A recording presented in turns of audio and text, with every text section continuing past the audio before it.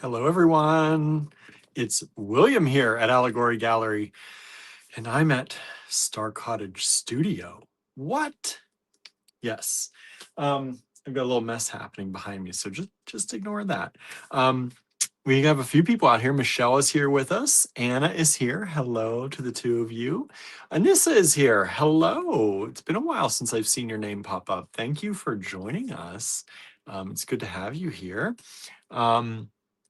Sorry, I have to look over here, which is even further out than it usually is because the comments still aren't showing up here. Let's see here. Everybody's just saying hi to each other. Marianne is here. Hello, Marianne. This has been a while since you were here, to Anissa. Yes, it has, right? Thank you for joining us. Susie's here over on Facebook. Thank you so much for hanging out with us. Susie has been sending me weather reports. She keeps me up to date. Ooh, my mom has been doing it too. Sorry, I'm like kicking the stand here. I'm not used to being here. So I've been up here working for a good chunk of the day, working on shipping, working on things. Some people have had some things coming up, and I'm trying to get some emergency packages out. So I've been trying to, I stayed late here tonight to try and work on some more things. So I figured I'd just do the live from here. That saves me time from having to run home. There was a huge accident, apparently. Someone was entrapped, apparently, in their car when I came up here today. And I don't know if that's cleared out. They sectioned off a very large portion of town to block that off.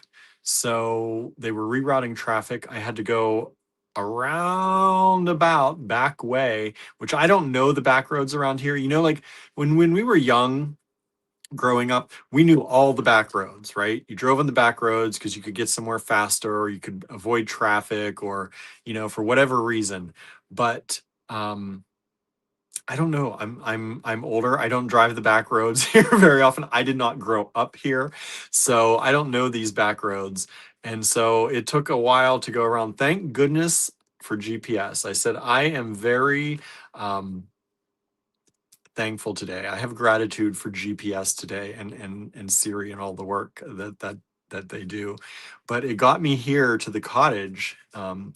But I didn't also want to run home because I don't know if that's cleared up yet. And if it's not cleared up, I didn't want to be delayed here for the live. So I'm doing the live from here, and then I'm going to work on a few more things, hopefully total up some invoices if you all find some stuff you like, and then head home.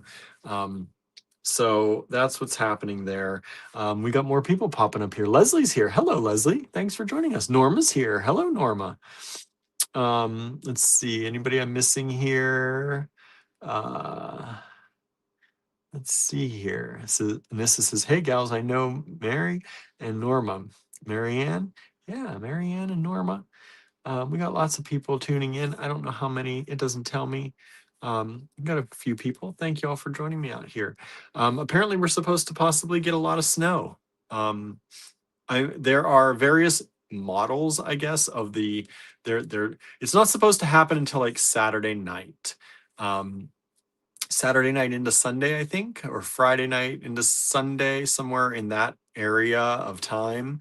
But they're calling for upwards. Some models are calling for upwards, I think, of 12 inches, so a foot of snow, and ice along with that. So ice and snow. And so some models are calling for almost nothing. So it all depends whether it's going to take a more northern or a more southern route through here by the time it hits. So I don't know what's going to happen for this weekend at the shop, whether I will be up there. It seems like Friday, from all the models are saying, Friday should be fine. It's Saturday into Sunday, and how much ice/snow we're going to get. Apparently, I guess like 6 inches of precipitation, what would be 6 inches of snow, could turn into a foot, because if it becomes much colder, somehow the colder, I don't know, I don't understand all this meteorology stuff, but apparently if it's really cold, we can get a lot more snow. however that works. Um, Sandra's here. Says Raleigh, North Carolina is supposed to get 10 inches, which never happens. We'll see. Yeah, it's like there's this big storm coming through our area. And if it goes south, some models are predicting it's going south, and here in western southern Pennsylvania, we'll almost get nothing. Some of them are saying we are going to be in almost the heaviest of the snow pattern. So we'll see. I don't know. That's an exciting thing. Don't really want to be in that, but we'll see what happens. So if you're planning to come to the store this weekend, please, please, please check our Facebook page before you make the trip. Now, I know people probably aren't going to be out and about if there's a foot of snow, um, but please check the page first if you are planning to come, or just send us a message and I'll let you know if I'm there or not. Um, let's see. Anna says, I'll let you know what we get here. It's supposed to be vicious cold. Yeah, it's supposed to be really, really cold too. My mom was saying like -5 or something like that, Fahrenheit, which is super cold. Possibility of that kind of weather. So one of the other reasons that I'm here later is I'm keeping the pellet stove going at a higher, cranking it up, to try and keep this warmer here, because we're supposed to have a cold snap, and I'd like to try to get it warm here, um, and keep it warm through that if we can, because I don't know that our split system, um, we got a split system that is supposed to go down to -10 degrees and it's supposed to still produce heat. But I don't want to push that. I don't want to like test that to see if that's actually, possible. So we'll see. We'll see. So I'm trying to keep the place warm and get it warmed up.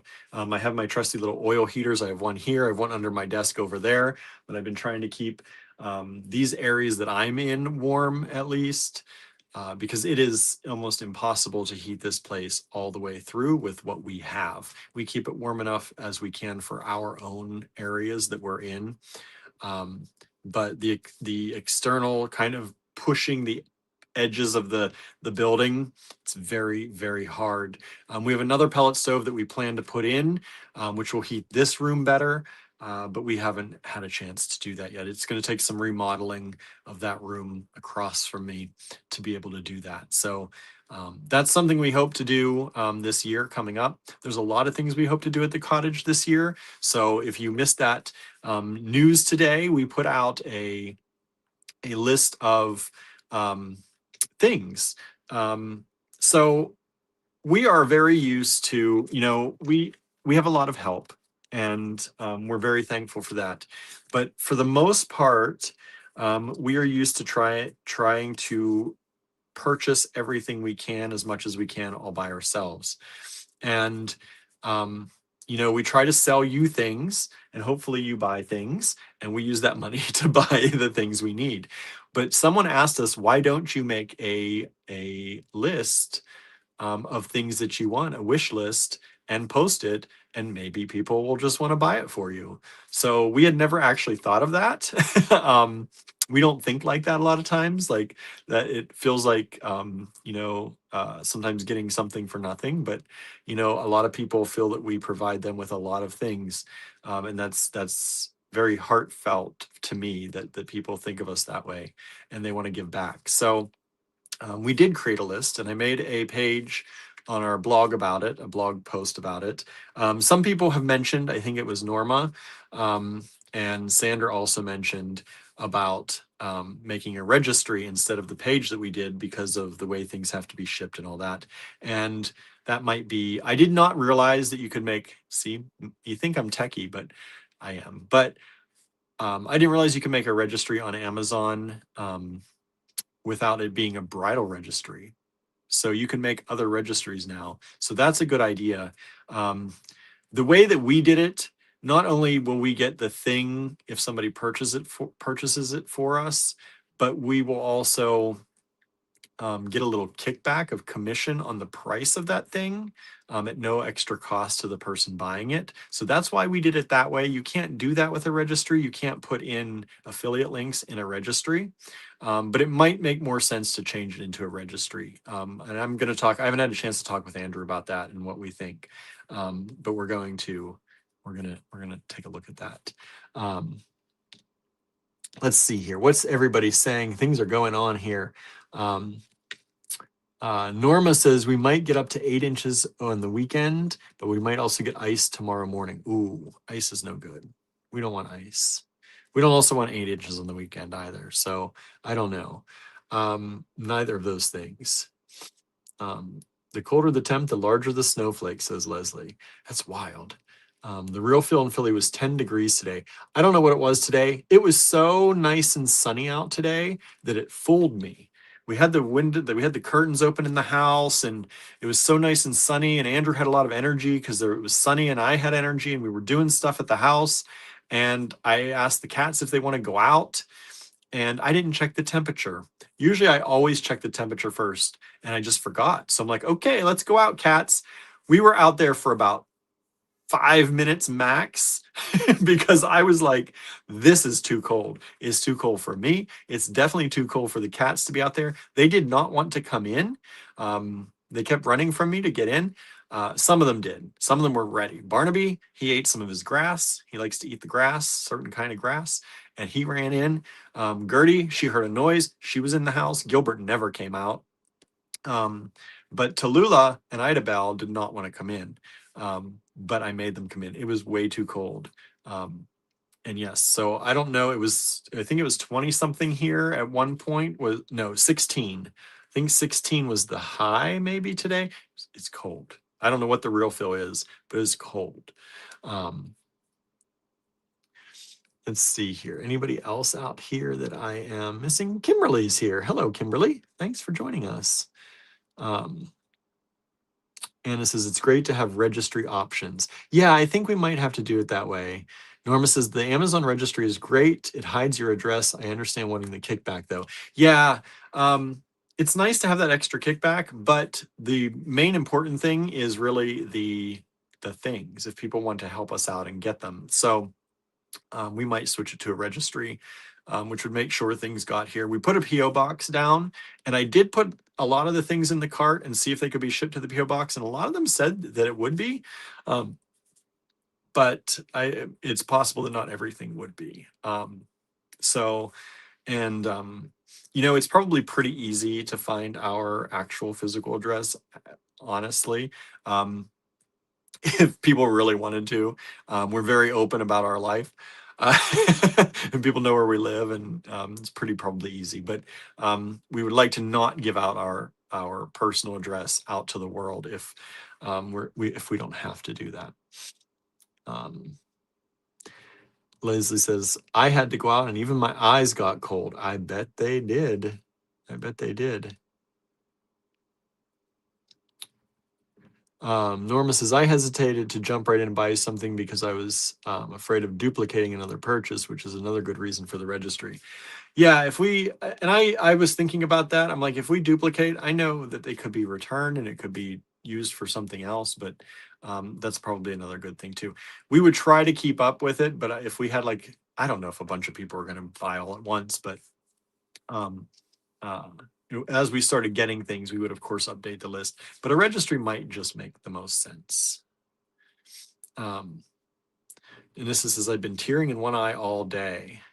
You and Idabel, our cat Idabel, she tears up in one eye all the time.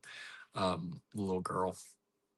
But yeah, my nose has been running almost all day. So if I'm doing this, sorry. It has been cold, and it's cold in here, but I'm sitting real close to this heater and it's real nice and warm. This heater gets warmer than my other heater over there because my other one at my desk was taking forever to get warmed up. I put it under the desk so it would trap the heat as much as possible. It was cold today. My feet are very cold.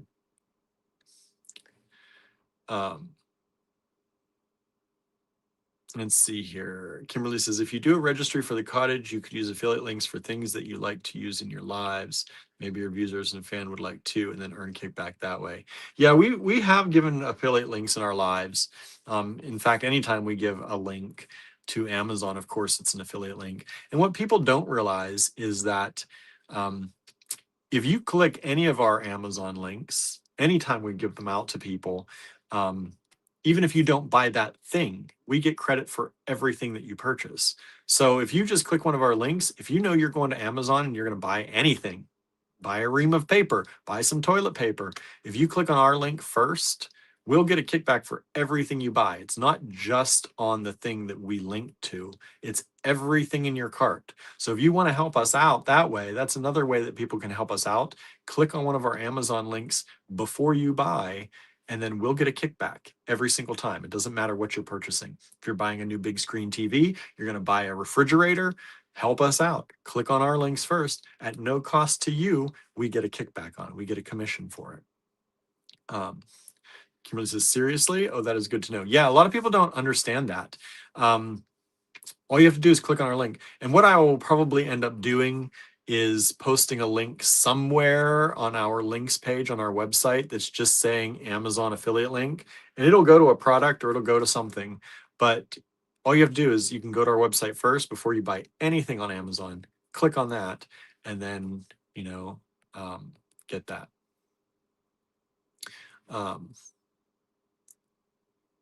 Let's see here. My comments came up here so quick. So quick. Let's see. Yeah, so that's what's going on. So I posted that today. I wrote an email about we're doing a lot of stuff. And so I made an email today about kind of condensing it all into one email. I've sent out emails about everything one at a time, but I figure maybe people, if you missed an email or missed something, I don't want people to miss things. So we are doing what we can to make it easy for you to do things with us. So this Friday is the Creative Make-Along. It's this Friday already, the first Creative Make-Along of 2026. So if you would like to join us on Zoom in lieu of the live from 7:30 till 9:30 p.m. and make stuff with us, you don't have to make any particular thing. We are not going to be doing a project per se. We will make things. Andrew and I make things. You make things. You can organize your area. You can just hang out with us if you want to. It's just getting together and hanging out with people where we can see each other's faces instead of you just seeing my face all the time. So that's that. Oh, Susan's here. Hello, Susan. First Susan of the night, I think. Thank you for being here. So that is this Friday. Next weekend is our rock and mineral vault sale at Allegory Gallery. Provided the weather, I'm hoping, we've been advertising this a lot. Hopefully the weather's great. We'll be sleeping at the store if not, just to make sure we can do the event. But we have a lot of great rocks and crystals, and we're going to be selling them at good prices. People are going to be able to buy the whole flat if they want to. Like we got flats and boxes and flats of rocks and stones and fossils and crystals, and we'll be putting really good prices on them and hopefully sending them out into the world. We're ready to clear space. Ready to get space all cleared out. Let's see. Marianne says, I still may be organizing. I feel that. Michelle says, I'll try to make it. Good. This says, I love your Hangout videos. I hope you can join us. Hang out with us and make stuff. So the rock and mineral vault sale is happening on the 30th, 31st, and 1st of February that weekend. I'm sure it will continue if we don't sell out. I hope we sell out of everything. That would be amazing. That would make an amazing weekend. But I don't know. I'm going to put the energy there to selling out. We're going to sell things at such good prices that they're going to buy everything, but it may not happen. So we'll still have things probably left over. We might do some lives with them. We'll see what happens, whatever we have left. If some of y'all want some specimens and minerals and rocks and things in the rough, not drilled, not beads, and all that good stuff. Hey, there's Susan. Other Susan, number 2. Number 2 today, right? Sometimes number 1. Yeah, so we're going to be doing that. And then on the 24th of February is my birthday, and we are doing a Kittapalooza birthday extravaganza weekend. It's going to be not weekend, Tuesday day. Um, it's going to be this big thing. We're going to have kits available. We're going to have a bunch of new kits available on the live that night. But we are also going to um, hopefully have people showing what they've made with their kits all day long. So if you've made something with an Allegory Gallery kit, dig it out of your collection wherever it is, start taking pictures of them, and get ready to post them on the 24th of February all day long so you can show what you've made using our kits. If you know the name of the kit, that's great. If you don't, you just know you made it using some of our kit components, that's fine too. We're also going to maybe do a make along that day, or at least go live a few times during that day and kind of get together with you making things maybe. I don't know. We'll see how it's going to work. Um, I know it's a Tuesday, so people work. I don't know how it's all going to happen. We'll do what we can do and have fun doing it, as we always do. But if you have not gotten any of our new kits, I posted I don't know how many new kits this weekend while I was in the store, so you can grab those.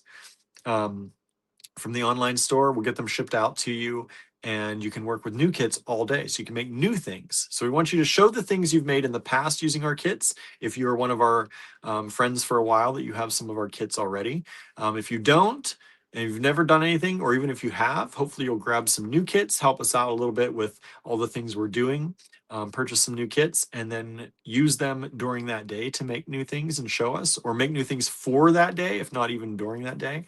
Um, I would love to have this huge kind of, Allegory Gallery Design Challenges group timeline explosion like we're kind of having with Beat of the New Year, but with kits for my birthday. That would be fun. So hopefully that'll happen. We'll see. Susan says I should be organizing and cleaning, but I'll probably be creating. Good, good. Um, yeah, we like to see people creating. That's what we're all about. We should be organizing too, and I have been trying to organize here and there. So that is going on. I told you about the blog post we put out today about the things if people want to help. We have a wish list out there. I don't know if anybody's grabbed anything yet or not. So maybe I should turn it to a registry and then I would know. That might be good. But we did it that way, for, like I said, for the affiliate links. So anyway, if you want to help us out, that's out there. Andrew has class signups still available for Peters Valley. We've had a few questions about that. Some people have asked if it's a virtual or if it's in person only. It is in person only, and it is not here. It is at Peters Valley School of Craft in Layton, New Jersey. And so uh, it will be, I think it's October. You can get the dates. I'm pretty sure that's when it is. 17th and 18th is in my brain, but I could be wrong. But it is teaching water slide decals on enamel. So you will do the enameling process, and we'll show you how to make decals of your own artwork if you want to, or artwork that you have access to legally, right? Use artwork that you have access to legally, and use that for putting it onto enamel. So that is going to be those signups are still available. They're not filled up yet, so please sign up for that if you'd like to. It's a 2-day class, and you can get the information for that on our blog as well. Norma says, yes, 2 people grabbed the same thing already, but I think Andrew said you needed multiples of it. Oh boy. See, I've not been online. I don't know what's happening. I don't even know how everybody knows this. People are saying things. That's good. You had a couple of purchased lamps for you guys. Andrew said you still need a few more. Okay, good. Yeah, that's great. Thank you. I don't know who did it, but thank you so much. Um, Um, yes, so Andrew also got, Andrew says, yeah, we need 6 lamps. So there you go. So we, Andrew did little paintings. Says we need 6 chairs and stools. Yeah, see, we need to turn this into a registry maybe so that we can actually put the number there too, because I didn't put numbers with things, I think. So that's another thing too. Well, so Andrew did little paintings. Did you see all those? Susie and Cheryl got us lamps. Oh, that's so sweet. Thank you all so much. I appreciate that so much. Andrew did little paintings, the cutest little paintings. Produce Pals is the name of that series, Produce Pals, and they are super cute paintings of little produce. Marion says, got mine. Thank you so much. They're available for $25 only. Norma says, I got my painting. I'm glad you all got them. Andrew says, we only need one bench. Yeah, just one bench left. So we got a few people order them. Thank you so much. And they're so cute. There were 56 paintings that he did. We still have a lot of them available. If we could sell all of those, that would be lovely. We have not done that yet or come close to that, but we have sold a fraction of them, and that's great. And we're so appreciative of that. And so please share that post with your friends. The only way you can get those right now is through Andrew's timeline by claiming them there. It is a little bit of a challenge sometimes in doing that, but we were on the road yesterday because we ended up getting an offer of some enamels that we could not refuse. It just took a road trip, and it was a really nice day to take a road trip. Andrew says we sold 8 of 56 of the paintings. So sold 8 of them out of the 56. We would love to sell the other, 48 of them, right? That would be lovely. Yeah, so we were doing that. I didn't have time to put them into the online store and all that stuff. So we did them this way, and it's working out. It always works out. They're really cute, and there's still some left. So visit Andrew Thornton, not Andrew Thornton artist, but Andrew Thornton on Facebook. I also shared it yesterday, I think, into the Allegory Gallery page. I meant to. I shared it on my timeline. I don't know if we shared it. I shared it, I think, to the stories. I hope I shared it actually to the thing. Andrew says that covered our gas and lunch for yesterday. Yeah, which was great. But if we sell more of them, then we can also cover some other things that we would love to cover this month. So we appreciate that. And let me see if yeah, okay. Comments are going good. That's good up here. So we did that. We got the enamels. We had a safe trip back and up and back. It was at some points dicey. There was some complete whiteout. Andrew shared a story, I think. I don't think he made a post, but I think he shared a story about one of the times when we were in one of the whiteouts. The 70-mile-an-hour 4-lane, split 4-lane, was down to about 30 miles an hour at most. And you truly could not see the car probably 10 feet in front of you. It was pretty bad. So, but we made it, and it was all good. Andrew says I have to pay off my x-ray and CAT scan of my foot. Yes. So we are trying to get some of Andrew's medical bills covered using those paintings. So please share them. Please share them with your friends. I think they're super cute. I think they're well worth $25 each. It's not a lot. And I've been shipping some of those out. If you don't have orders that we're combining with other things, I've been shipping some of those out today. So they're going out the door fast. What else is happening? I think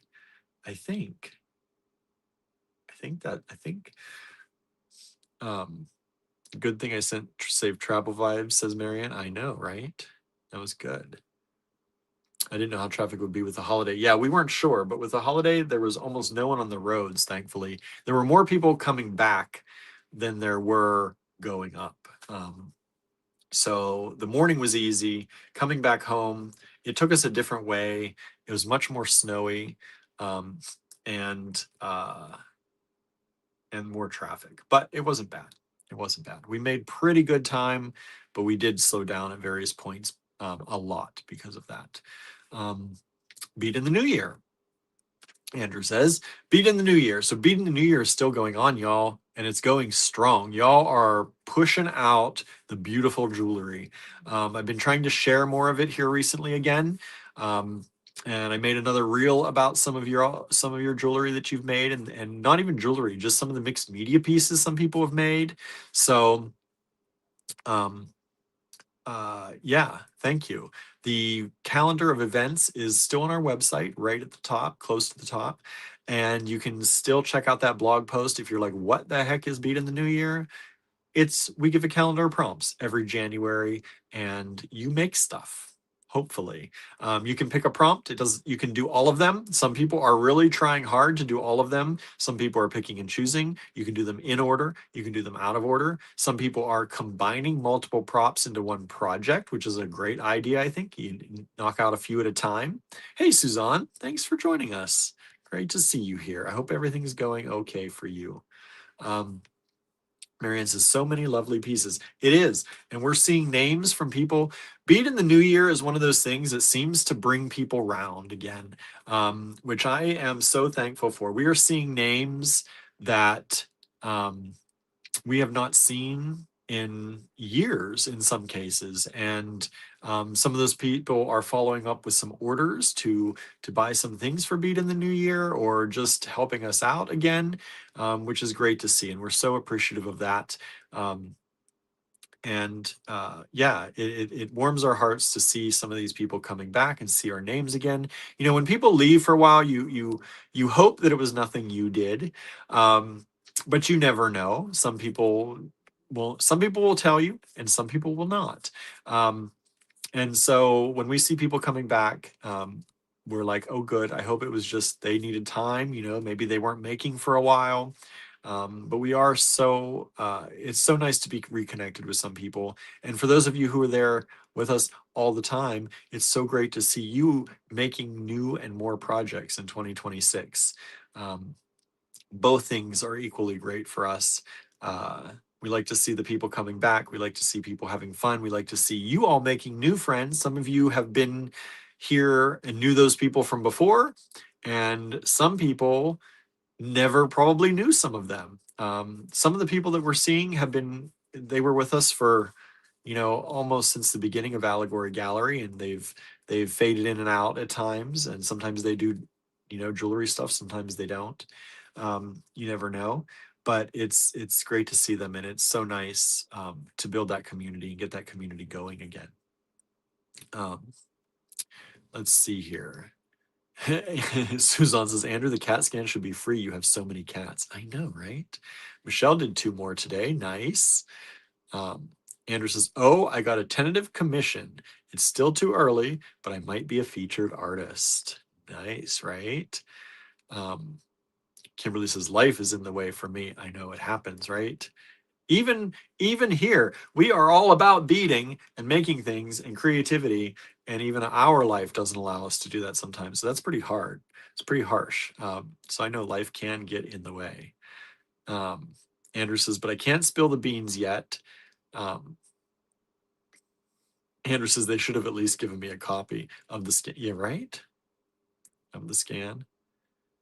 Anna says, I've had a creative blip the last week or so. I tried yesterday and was just too distracted. You've had a lot going on in your neck of the woods, and um, it is, it is very difficult from here. I can't imagine. I can't even imagine what it's like from there. So we're sending all good thoughts. Um, yeah, I won't get into it, but I know we keep things, we try to keep distracted here as much as we can. um but there are wild things happening, and you are in the thick of them, in some cases. um so yeah, there's a lot going on here. We are working on in-person classes and virtual classes, hopefully, from Star Cottage Studio here coming into the spring. That's the goal, and that's what that wish list is up for. Lighting, cameras, um, there's even a few computers on there if people want to. Um, all that kind of stuff to get the virtual setup really worked out.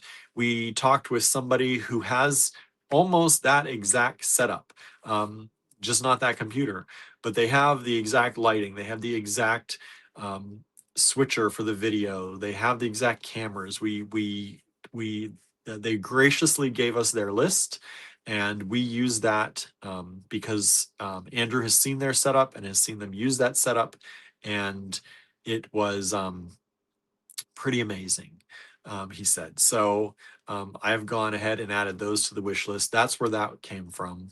And then the other things like chairs, benches, of course, there's fire extinguishers on there. We should replace some of our fire extinguishers here.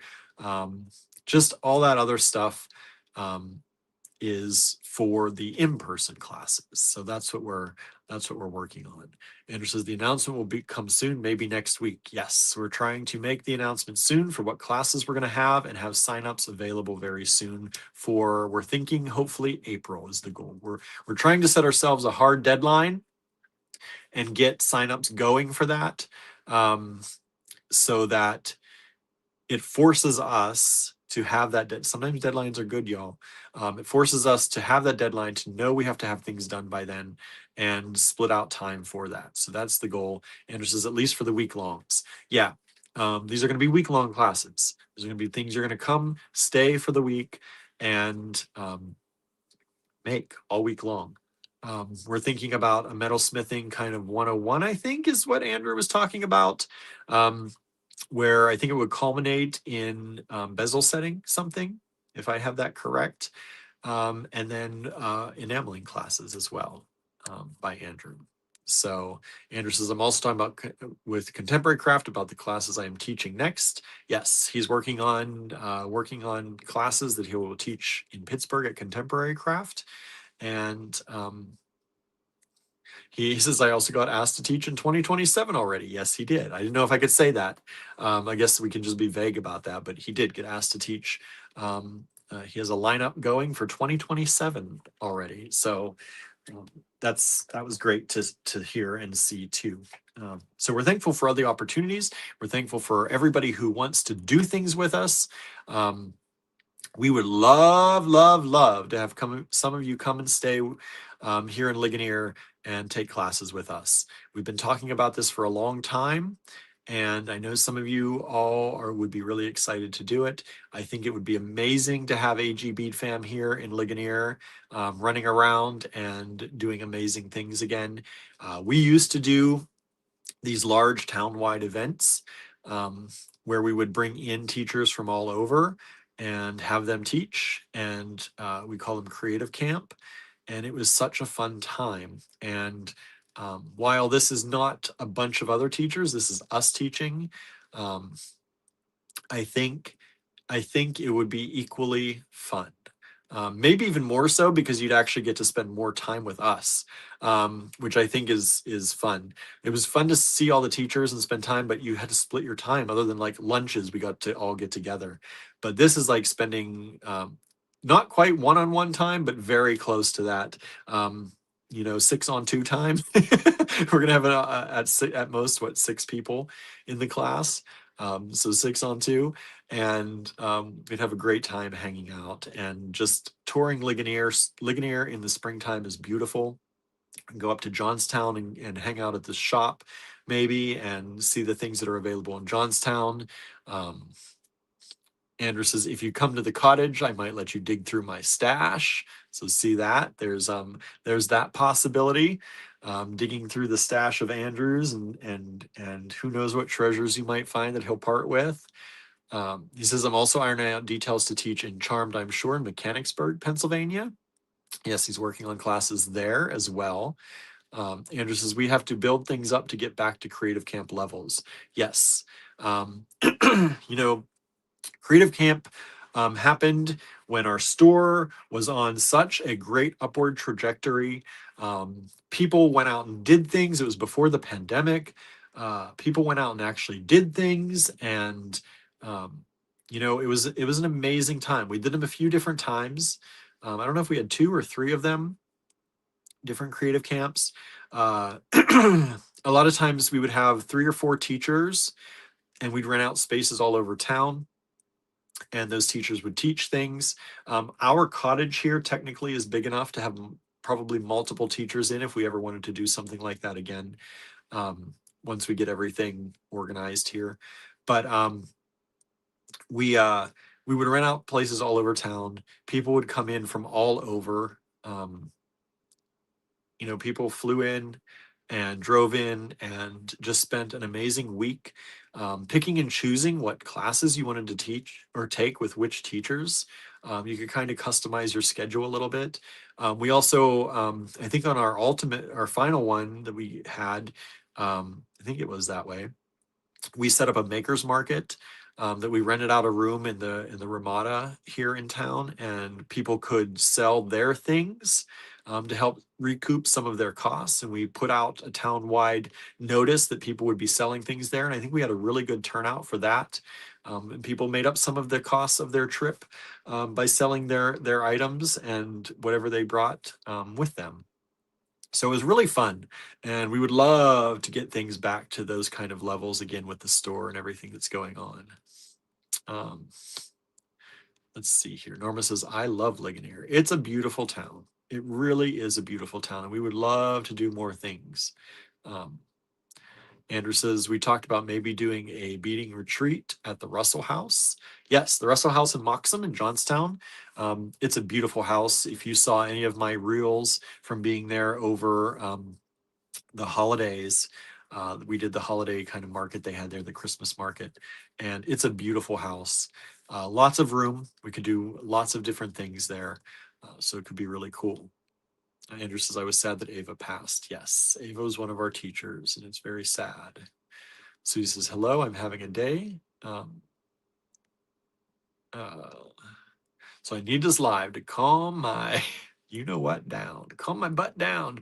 Yeah, I'm glad you're here. It sounds like you're having quite the time, and we're sending good energy your way as well without getting into it too much, because you're here to get away from that. Um, Marianne says, take a few deep breaths, Susie, and enjoy the show, right? That's what we hoped for. Um, so yeah, that's what's going on. That's what we're hoping. We're hoping some of you will be interested in coming to take classes with us. Again, they will be week-long classes. Um, and we're going to have that starting to come up. Hopefully next week, we'll release those classes. That's the goal. By next week, have a schedule of events for you, and that you can, sign up for. Hopefully, we hope.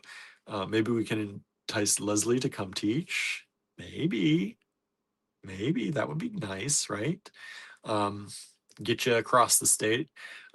We were talking about that. Like, we have so many friends we know in this area, whether it's Pennsylvania or a little bit up into New York, a little bit in West Virginia. Like, there's an area here that is, plentiful with teachers and friends, and we hardly see each other. So, Leslie says yes, right? It'd be so much fun.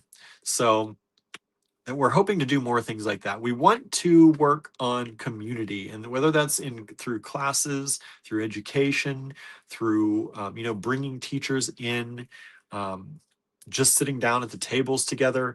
We're really trying hard to work on that and get that back up to what it used to be before pandemic times. People say it's over. Things are not back to where they used to be. Not in the crafting and, creative space. I don't believe it.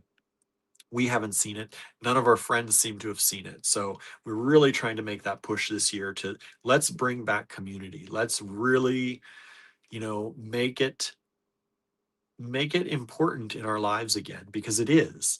And, we've been pedaling so hard and just, trying to keep our heads above water, that we're trying now to focus into, we could, Andrew mentioned it the other day, we could sit here and keep, you know, doggy paddling until our we get a cramp, or you can't go anymore, or we could just try to really give it our all, push ahead, and come out of this. And so that's what we're trying to do. Angela's here. Hello, Angela. Thank you for joining us. Um, Anna says, I understand that, Susie. Today was Tuesday, but like a crazy Monday. It certainly was. It certainly was. So that's what we're doing. That's what we're trying to do. And hopefully, I know y'all are on our side. You're all pushing us all the time to do things, and we appreciate that so much. And so we're hoping to continue to do that. And give it a really big push this year and see what happens. That's the goal anyway. Um, it's kind of that sink or swim thing, right?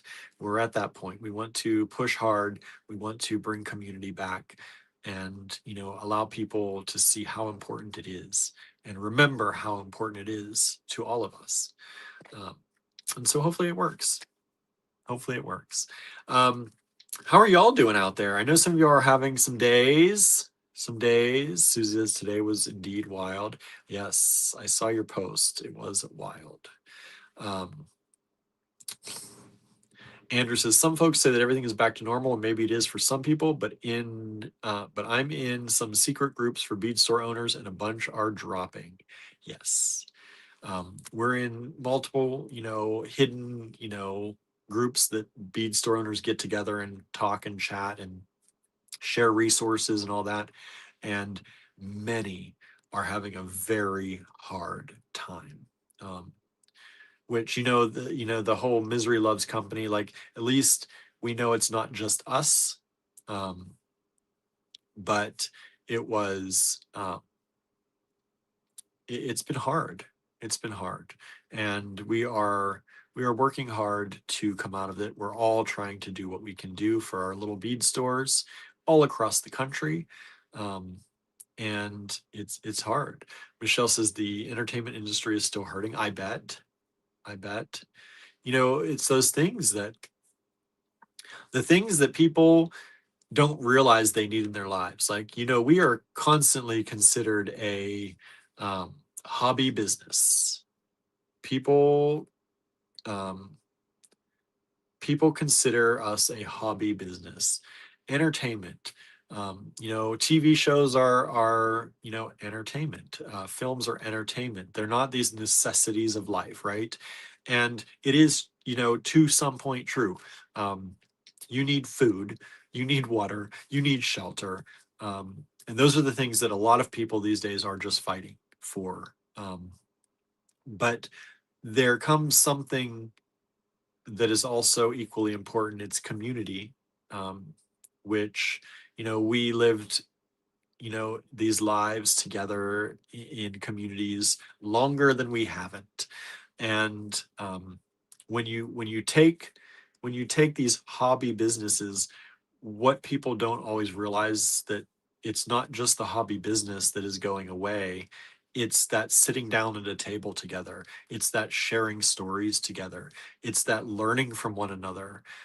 You are taking the communal aspect of life away, and the pandemic really did that. Like, it was great that we can talk to you. We learned so many things. We started these lives really during that time. We can come to you now every weeknight like we do, and we get to hang out, and it's amazing. And we would not have possibly done that before all of that. We were doing lives once in a while, taking you around town and showing you things. That was, getting together on the lives once in a while to do a kit reveal. But it wasn't this kind of interaction and closeness. So that's a great thing. But what we lost from that is the actual sitting at a table together and doing things in person together. And um you know there's that whole thing also with the entertainment industry, like Michelle says. Like, you used to, go to a movie with your friends. You used to watch TV shows together. You planned a night, like, okay, it's Thursday night, this show is coming on at this and this time. These things are important because they are communal things. They're things where you commune with one another. And when we get rid of that, it it's so basic to reduce us down to just a hobby, right? Because it is so much more than that.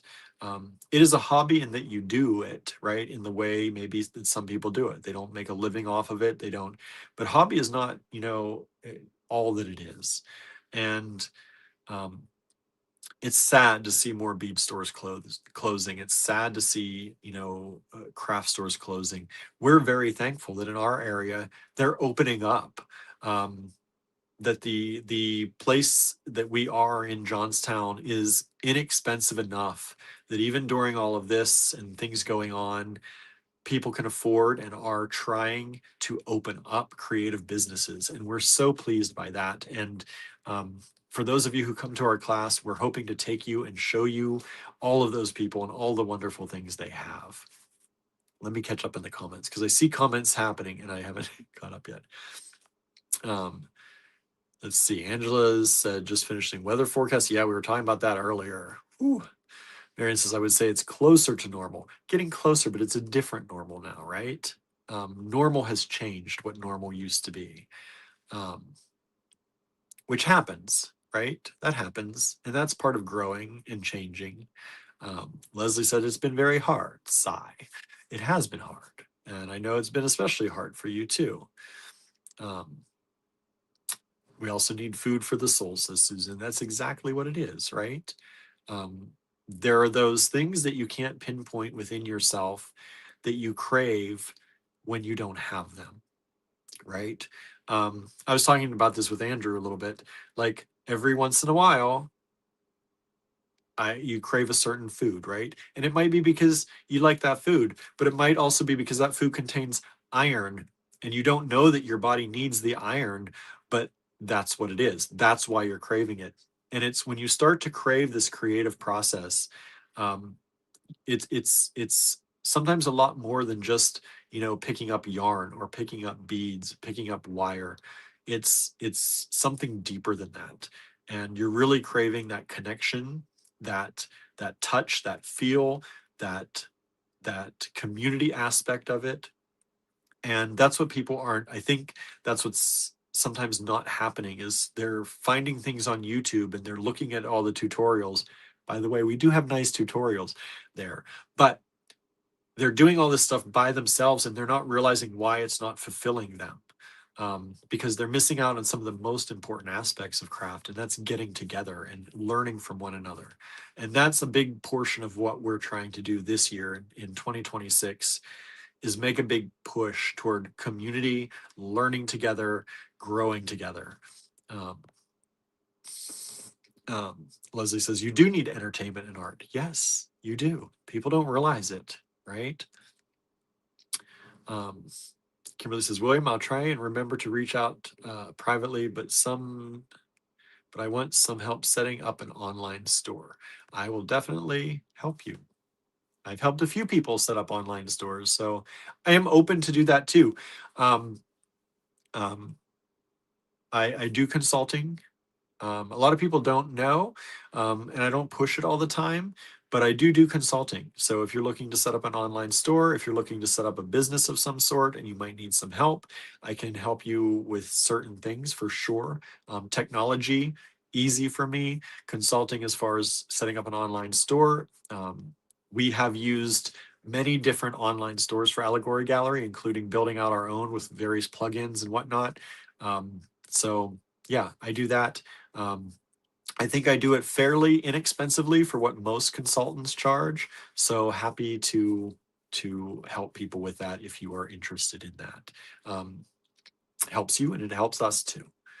Um, Andrew says so many of the magazines folded, and I think that did our community a great disservice. Yes, yeah. The magazines used to have the power to bring people together. Um, whether it was creating bead shows or other kinds of events. The magazines had the money, they had the power, um, and they also introduced. They were a main source of introduction for a lot of artists. A lot of people know Andrew from the magazines.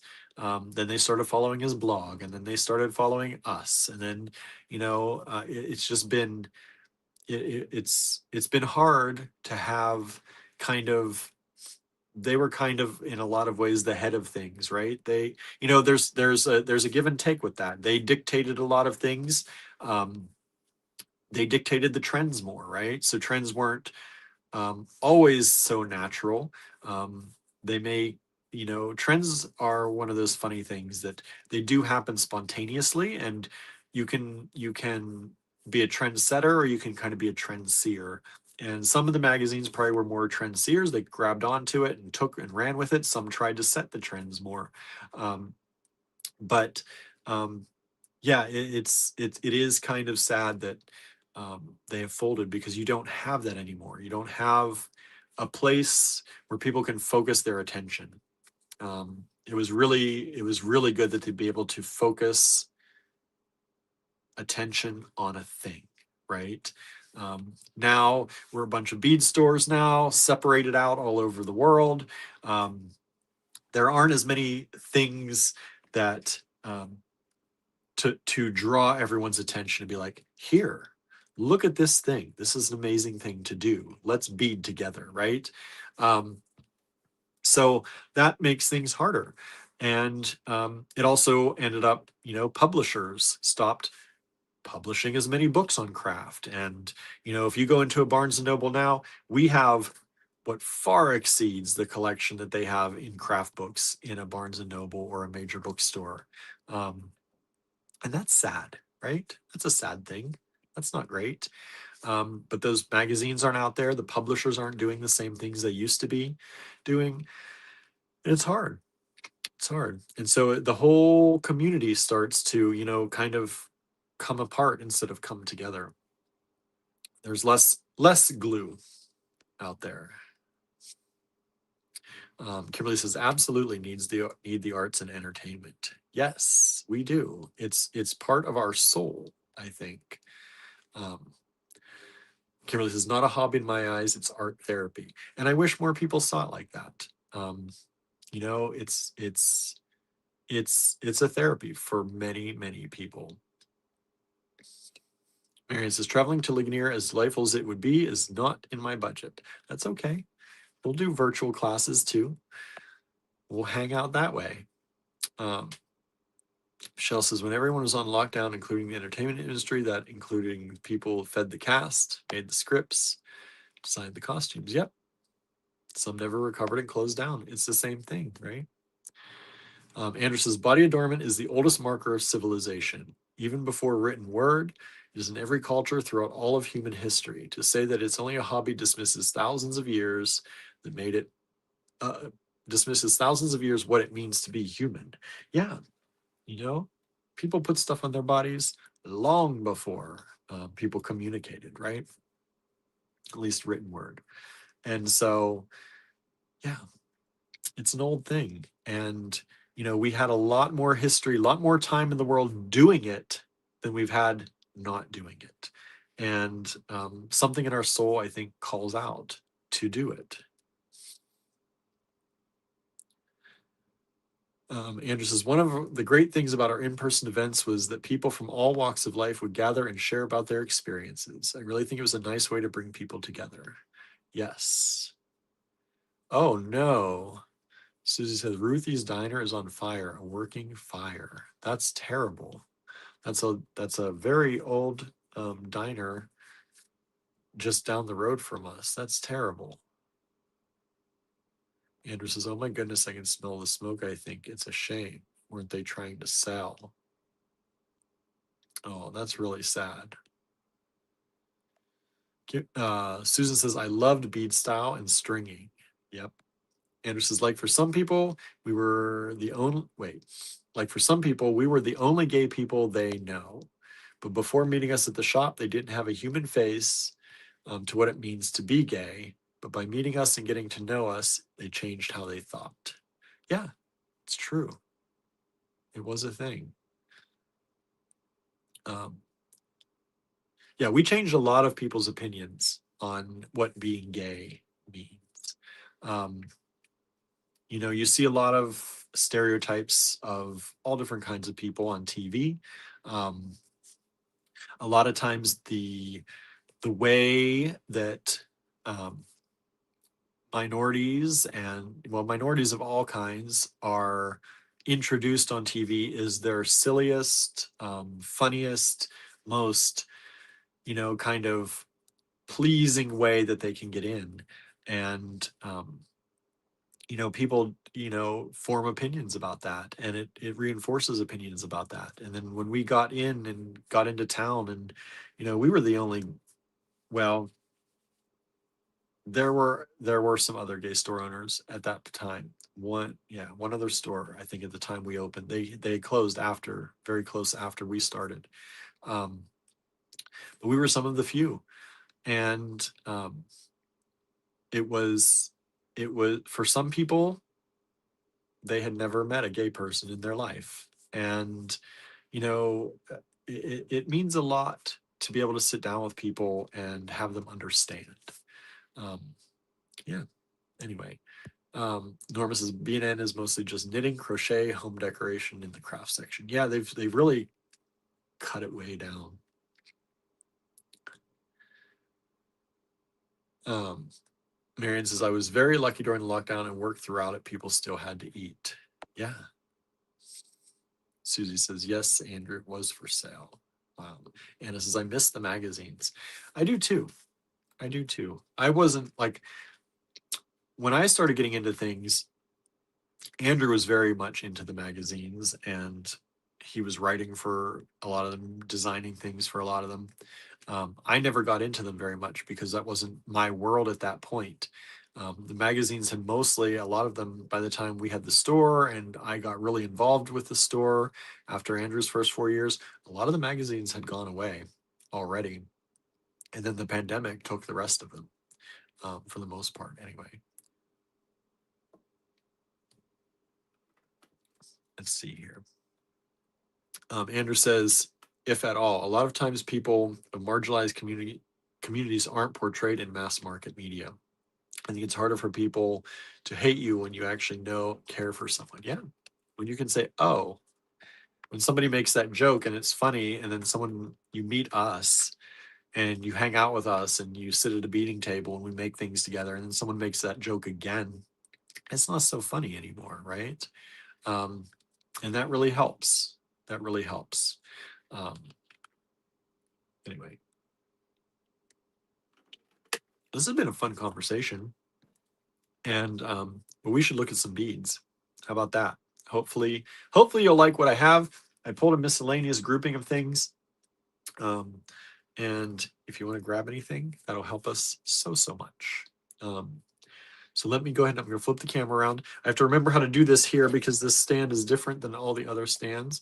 So I'm going to flip this around and move this down and flip the camera.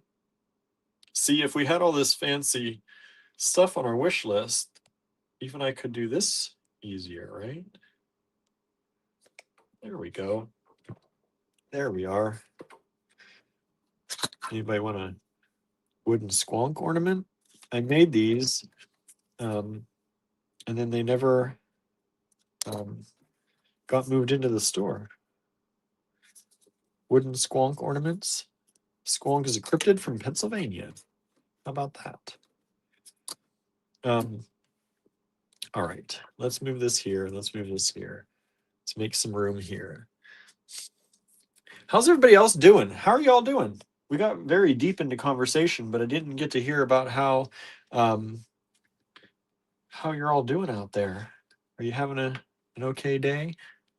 Let me see here. Suzanne is saying, sure. They're cute. Well, I didn't actually think anybody might want them right now, but I will put them up for sale if anybody wants one. I just got to figure out what I was selling them for. I had set a price, but that's on an app on my phone, and I can't use that app. So let me jump in here.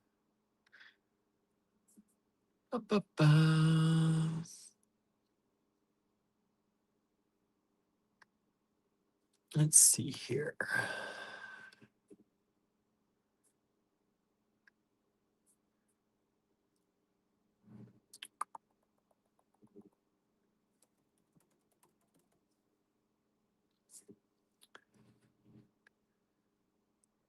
Okay. All right. There they are. Let's see here. Kimberly says, I cooked and ate dinner during our conversation. Taco tortellini soup. Sounds delicious. Um, I got here, and through all the commotion of the accident and going around and everything, I forgot that I had to go home and go grocery shopping. So I didn't quite do that. So luckily we have some spaghetti, and Andrew said he can make some very basic spaghetti for us. He also made me a toasted cheese sandwich before he realized I wasn't coming home earlier in the day. So I have that to eat too, which sounds delicious. Suzanne had quiche and tater tots. Ooh, that sounds lovely. Our letters for tonight are SMO. I don't know why I picked those, but I just knew that I never used them before. So if you'd like to purchase from this video, take down SMO1, for example, put it in the subject line of an email, send that email to info@allegorygallery.com. That's how you buy, through email. It makes sure that everything comes in on time. We don't have to worry about comments, who did what, when, on all the different networks we stream out to and share out to. So yeah, if you'd like to grab one of those, SMO1, $14 for a squonk ornament. So these are the wooden ones. Andrew had made these in polymer clay, and we sold a bunch of them. And so then we took pictures of those and turned them into wooden ones at a lower price point for people, like we like to do. So there are 3 of those available. They are exactly the same. And there we have it.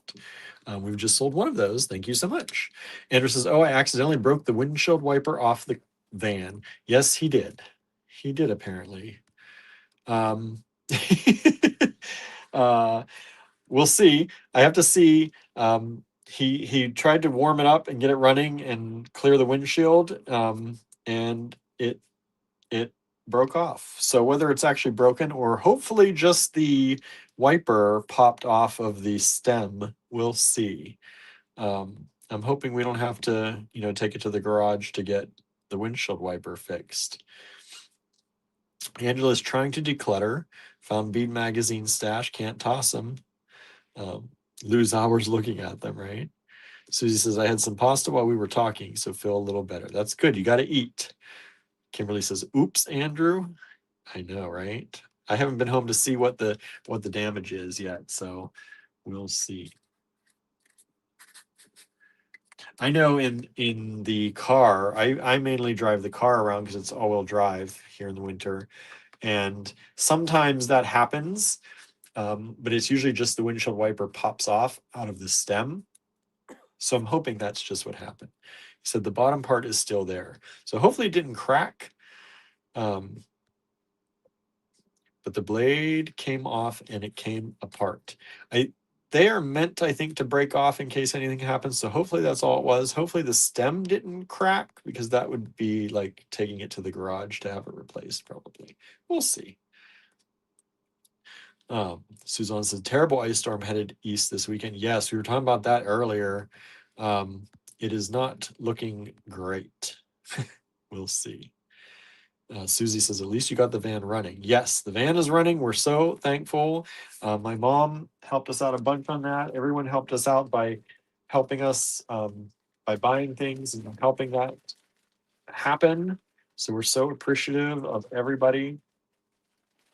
My mom worked very hard on our cars while we were in Italy, to make sure we had things that were drivable when we got home, because both of the cars had issues while we were away.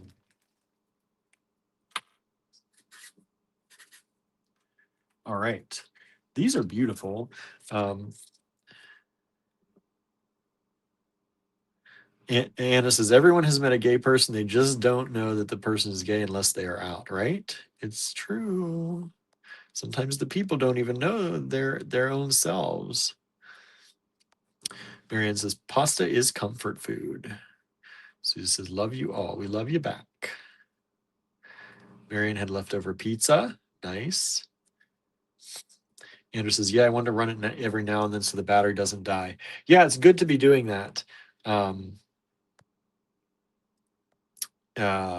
It's good to be doing that because We aren't running it as much because in the winter the van does not go as well, and we can't take it for long drives yet because the garage told us that we should try to keep it close to home until we make sure everything is okay. So that's what we're doing. I'm trying to bring these lights a little bit closer. I pushed them away at one point. Let's bring this light a little closer so we can get this in. These are beautiful tubes, and these are serpentine.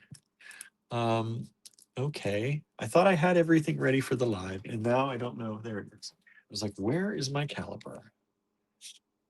So these are tubes of serpentine. They are 4.1 millimeters, so about 4 millimeters by about 13.5 millimeters. There are 3 strands of these available. Beautiful serpentine tubes. Look at that color. That gorgeous deep, deep green and a little bit yellow green. Diane said, I will for now be sending from AOL. Can't get in my Juno. I saw your message about having an issue with that. So let me make sure. I don't know if you've sent anything yet. Let me make sure that you're not going to our junk. Doesn't look like anything's there. Okay. Just wanted to make sure because a new address sometimes that happens to. And if you need me to, if you send me your AOL, if you need me to change anything or resend anything to you that way, I can do that too, Diane. Sorry you're going through that. It's terrible. When email doesn't work, it's hard. I know we've lost some of our emails sometimes every once in a while, and it is not easy.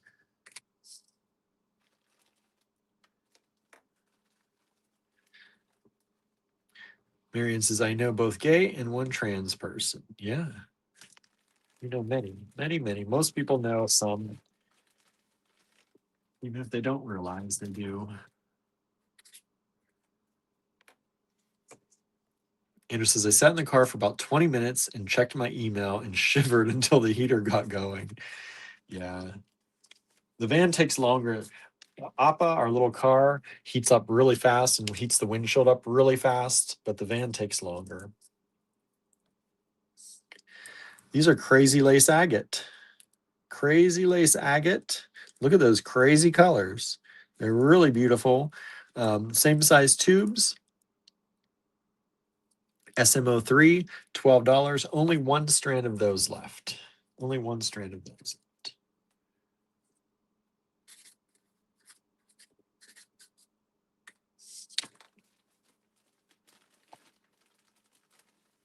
Let's see, I've got.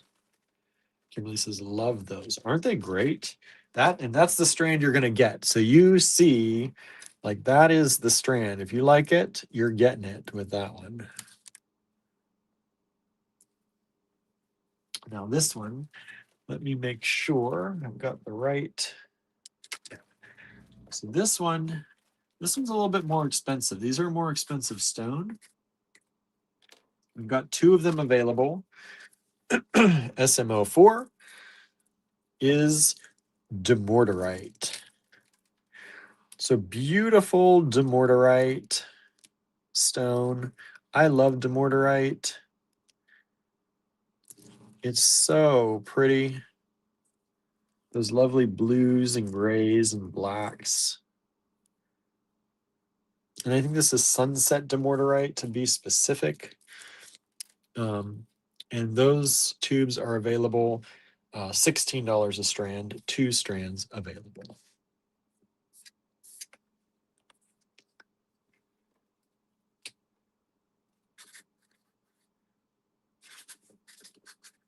I love this, this shape.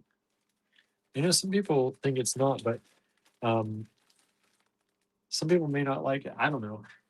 It's not a shape we see very often, and I think it's a really fun shape. And it's great for earrings. These little tube beads, great for little earrings. Let's see, these are also 16 a strand. I've got 2 of these available. This is beautiful lapis lazuli.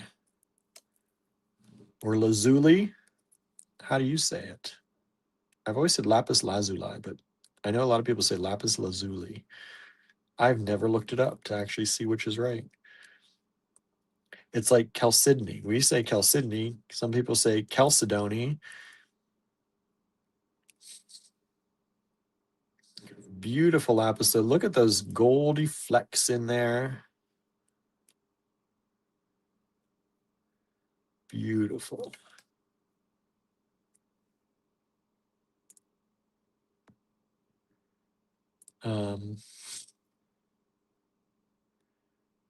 Let's see. Susie says 7-Eleven is still closed coming in from Sheets. The accident took down a phone pole and wires. Oh boy. Well, looks like I'll probably be taking the long way home down the back roads. So I'm gonna have to be careful because they are twisty, windy, on the side of a mountain kind of back roads. So that's gonna be an interesting drive home in the dark. It was beautiful coming here. It was like this grand vista coming here because it was nice and sunny and I had the music playing and it was so nice. But going home is going to be a different story. So pretty, says Leslie. Drooling over the demortarite, says Marianne. It is. It's drool worthy. Andrew says, I think the more LGBTQIA plus people I know, the more they realize that folks are just want to live their lives and be who they are. There's no secret agenda, just live, right? Andrew says, oh my, that can't be good for Ruthies. Yeah, right. Marianne says, lazuli? Is that lazuli or lazuli? It's spelled the same way.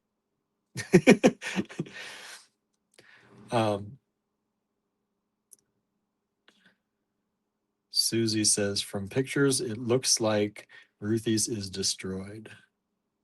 Marianne says, it's actually pronounced lazuli. That's what I've always said. Lapis lazuli, lapis lazuli, lapis lazuli. What do I say? Lazuli. So it's pronounced lazuli, lapis lazuli. All right. So I am wrong. Lapis lazuli. I'll have to look into that, see where all that comes from. I like the learning all that. Sim 06.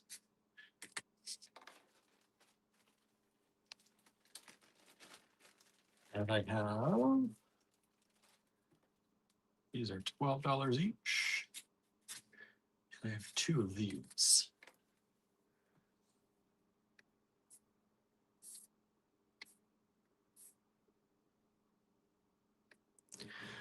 And I'm out of space. Let me start putting some of this away. Oh, I forgot. Well, I didn't think I'd have the squonk. So far, that's the only thing that's sold. So there we go. Marianne says, I am also wrong.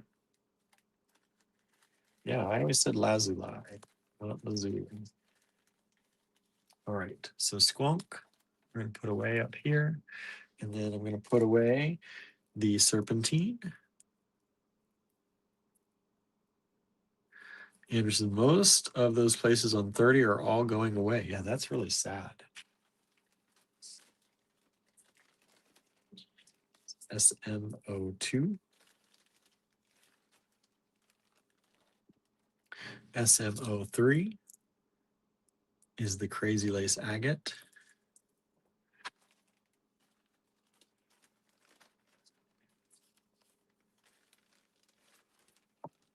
And I'm going to leave out the demortarite, SMO4, and SMO5, the lapis lazuli, apparently. SMO6 is this beautiful tree moss agate.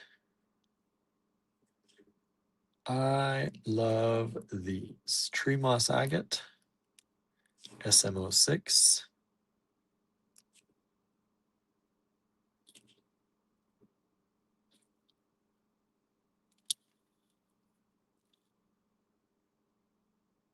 And they are lovely. Again, if you're just tuning in, these are about 4.5 millimeters by 13.5 millimeters.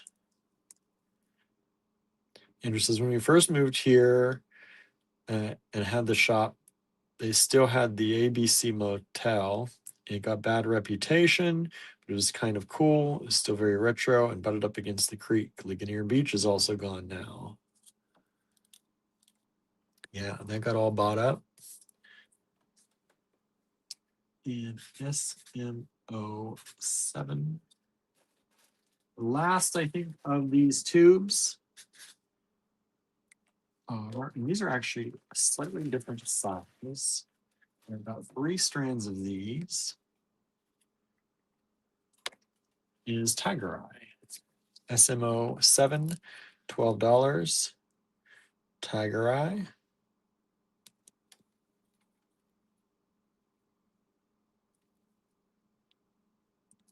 Beautiful quality Tiger Eye. And these are slightly shorter. They're still 4.5. They're all 4 to 4.5 millimeters, but these ones are 8 millimeters. So 4.5 by 8 millimeters.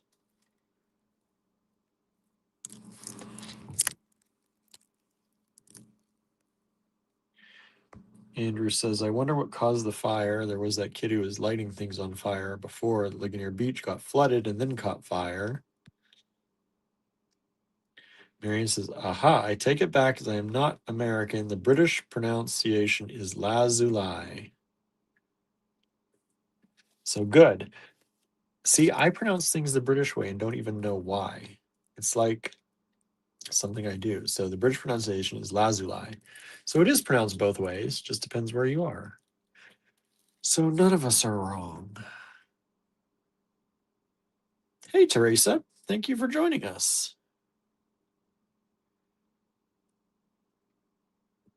Glad to have you here. Hope you're doing well. Oh, we just sold a few things. Let's see here. We sold a 7. We sold a 6. I still got 1 of these available and 2 of these available. Thank you all so much for that. What do y'all want to see next? How about this? This is a beautiful strand. I only got 1 of these available. It's a little pricey. It was 60 though, and I'm going to bring it all the way down to, let's do it at 45, the lowest price I've ever done. I've only got 1 of these left. We're being totally tubular tonight, says Marianne. I know, right? We are. Well, now we're not in tubes anymore. SMO8. These are moonstone. These are gray moonstone. Some of the nicest gray moonstone I have seen. These are smooth rondelles. These are from India. Smooth rondelles in gray moonstone. Look at that chatoyance.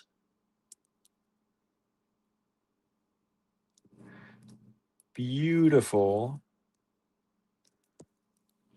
Oh, that's almost like opalescent. Like, look at that. Beautiful colors. These are slightly graduated smooth rondelles. So they go from about 7.5 millimeters up to the largest here is about 9.5 millimeters. Susie says, and that building had been rebuilt not too long before he started a fire there. Oh, that's a shame.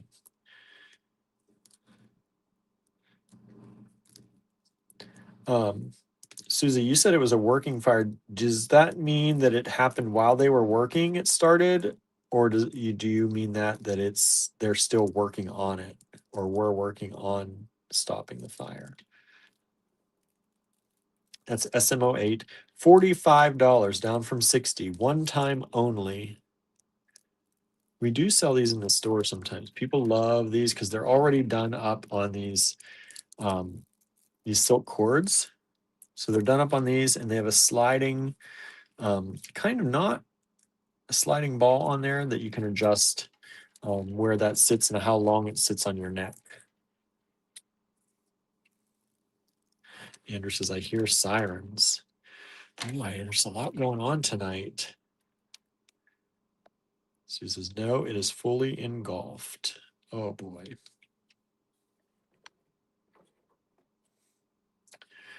That's sad for everybody. We just sold 8. So thank you so much. 8 has sold. Somebody knew that was a steal. Thank you. I appreciate that.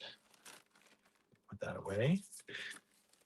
We just sold a 3, which was the one crazy lace agate that is sold out now. Thank you so much. I'm going to put the 4 away. That's the demortarite. There's still 2 of those available if anybody's interested. Here, let me show you the other one. I'm going to tease you with both. You'll get one of these 2 beautiful strands. There's the other strand of demortarite. Mary says, praying no one gets hurt. That's what I was hoping with the car accident, because I was telling my mom about that too on the way here, that there was a car accident. And she said normally the only time they really close things down that long is when there's, a fatality or something really bad. But if they knock down the electric lines and stuff, that's also part of that. So hopefully that is all that happened. Oops, sorry y'all. To change my color back. There we go. Andrew says, I bet with 7-Eleven closed, the fire companies from up north who would have helped couldn't come because some of those back roads are too small for the big trucks. That's very true. I guess they would have had to come, what is it, 289 that links on to 30 and then come across? They would have had to come the long way around probably. That's really sad. That's Ruthie's is like, I've never gotten to go there, and it looks like I won't now. But it's like an institution around here. People love Ruthie's Diner. I'm sad that I never got to go.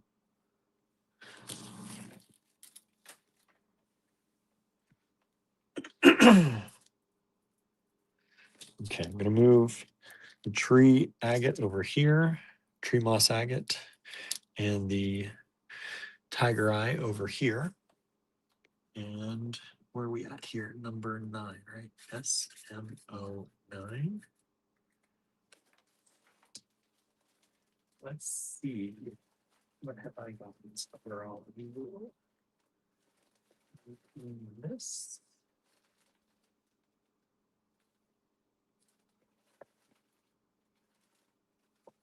Oh, they're cute little strand pearls. Andrew says, I went a couple of times. It was a lot of home cooking. Yeah, it was like a diner, right? Like a real diner. There aren't too many real diners left around anymore.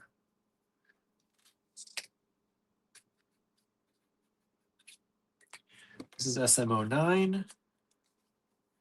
Was 14, now $12. This beautiful strand of vintage freshwater pearls. These are kind of like little elongated pearl nuggets. They're a really cool shape.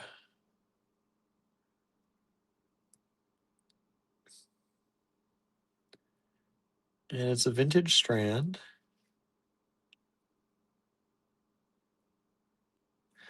Andrew says, I know some people really loved it. It was an odd mix of people. You'd have millionaires next to regular folks rubbing elbows. Yeah, it was one of those, apparently it was one of those places like, people got together and all had the experience together. Little small business.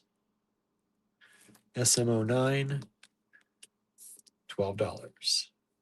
And these are, I'll give you the size, approximate size, about 4.5. Is that right? Yeah, about 4.5 by, I'm gonna say 7.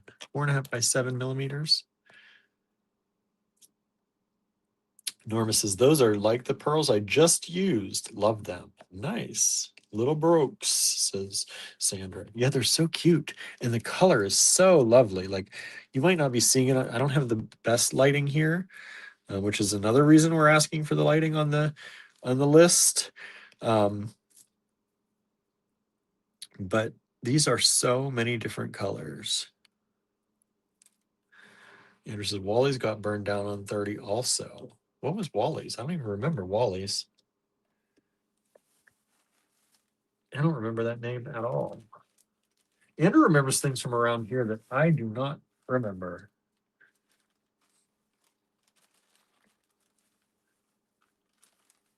Let's going through some stuff here. I grabbed some things that we haven't looked at in a while. And let's see.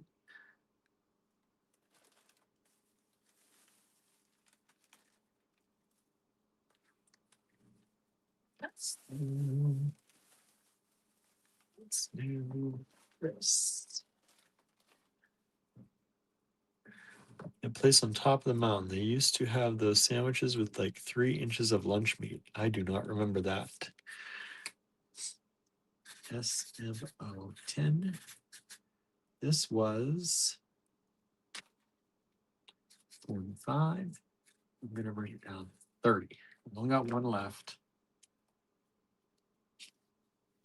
SMO 10.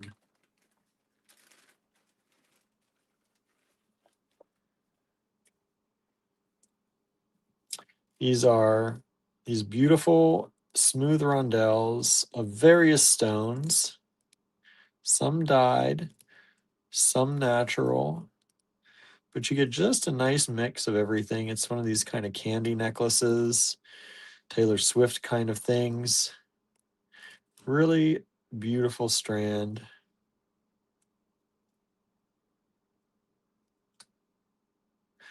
Andrew says, if you go see the Red Barn Observatory, it's back that way. Huh. And these come on sterling silver, lobster claws. There is a 925 right there. And sterling silver, this is a short extender chain, just a short chain on that one. And that was $45. These are approximately 6 millimeters, 6 to 6.5. They are not graduated. They're just 6 to 6.5. One strand left was 45, dropping it all the way to 30 for you. Anderson, some of our customers used to ride their motorcycles and come see us and then get those big sandwiches. Nice. That sounds like a good plan. It is beautiful to ride motorcycles around here. SMO 6, I'm going to put this away. This is the tree moss agates. There are 2 of those available. Here, show you the other strand.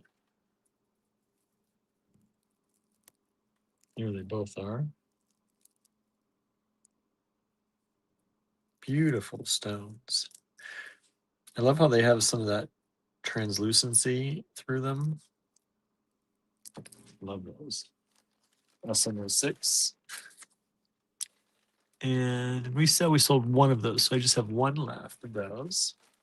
We sold SMO 9. Thank you so much. 9 has sold. Those are the pearls, so I'll take those off the table. Now what did I do with the bag? There we go.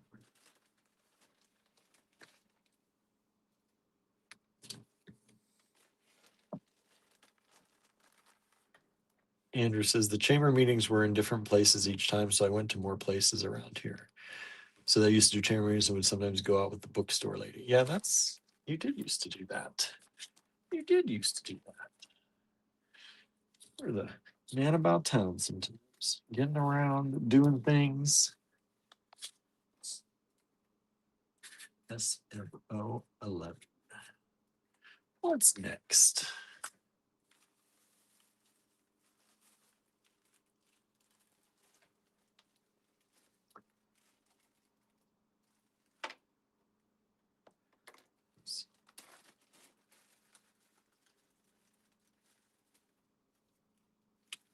This is beautiful. Old price was 18.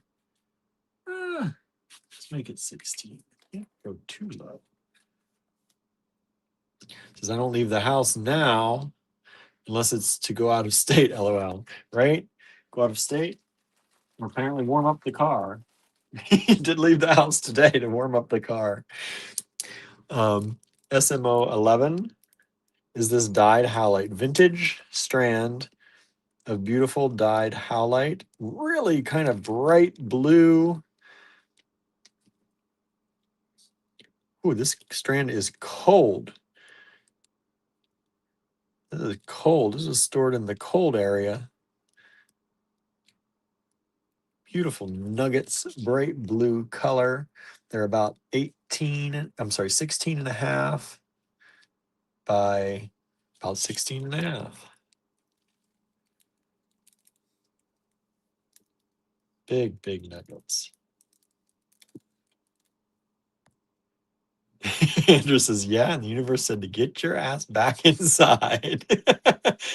Maxfield Parish Blue, says Susan. I know, right? Aren't they pretty? Such a beautiful color. Dyed howlite, only $16. It is a vintage strand. I think that is the very last one we have left. We had a few of those. They're just really pretty. All right. Let's find something else.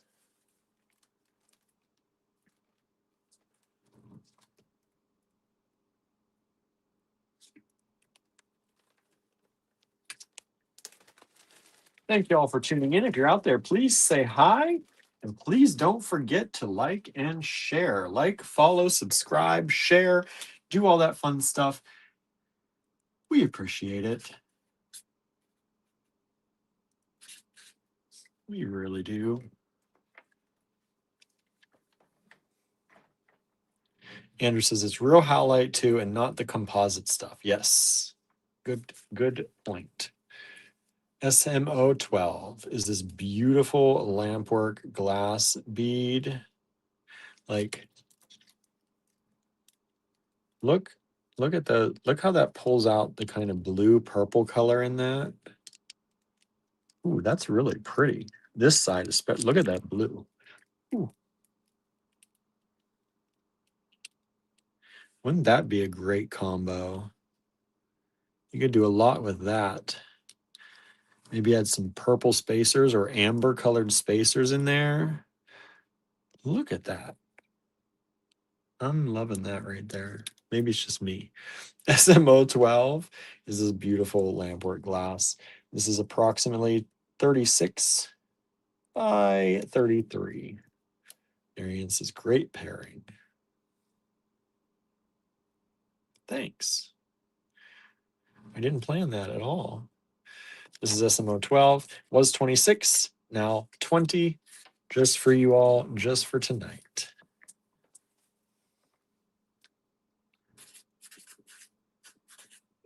Lucky number 13 coming up. Let's see what we get here.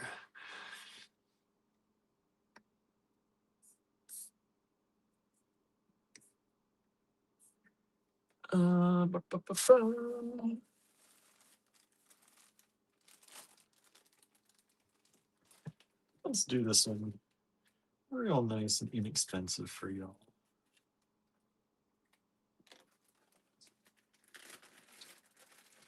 This is flower Amazonite, they call it.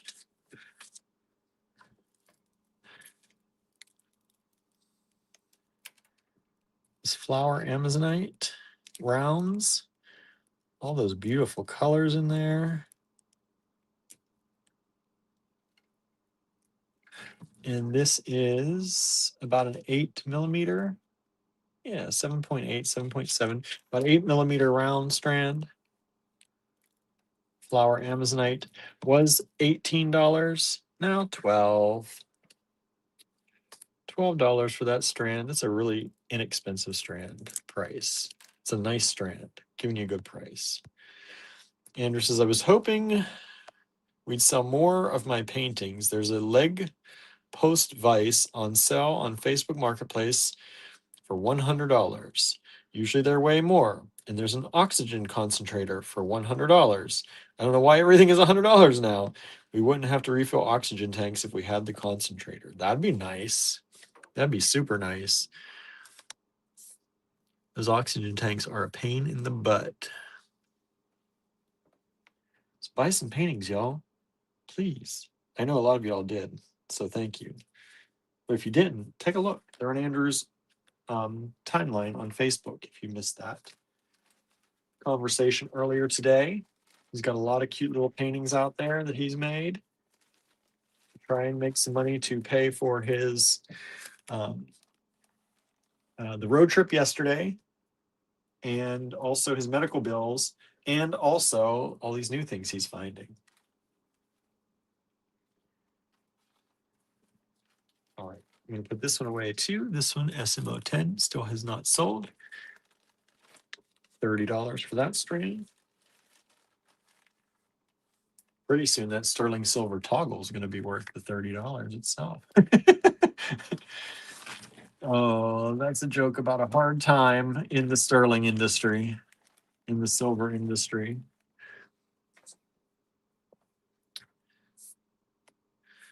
Okay, let me move these. I just love that lampwork piece. I'm surprised it has not sold. It's really pretty. SMO 14.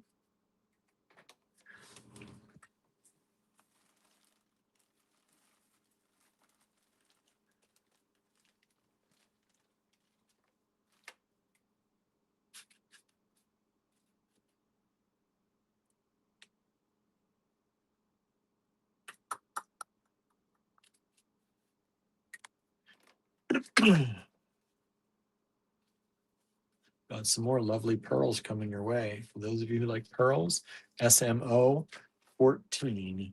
They were $64 for the strand, taking them to 48. This is a shorty strand, which is why they were only 64. This is about an 11-inch strand. A full strand of these would be much, much more. But 64 is what we figured the original would be. And I'm doing it for 48 tonight. 48 for you all. Beautiful coin pearls. The top drilled coins.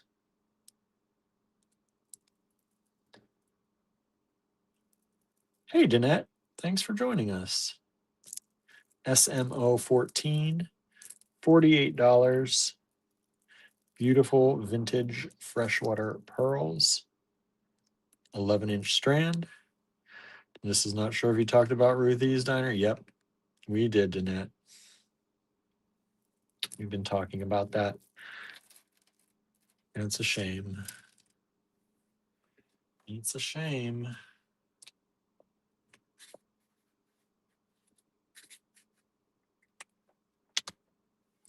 All right, let's see here.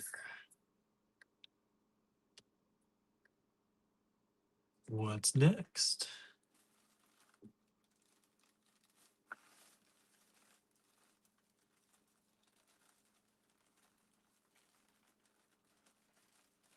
Oh, you know what? I have these buttons.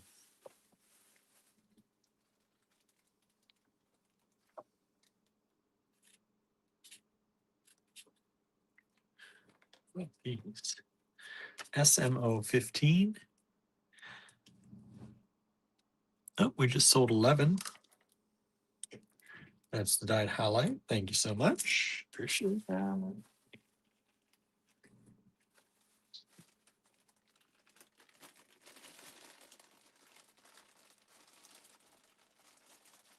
Yeah, that's a loud bag. It's a loud bag.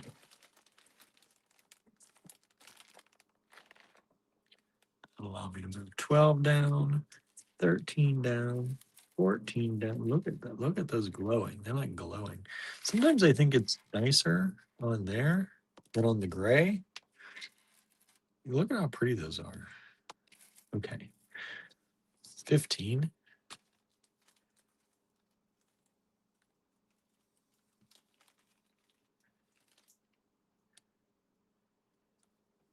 These are these, talk about the produce pals. These are, I think, corn or berries. Corn? What these are, berries? These are some kind of fruit, vegetable. And these are vintage check glass buttons.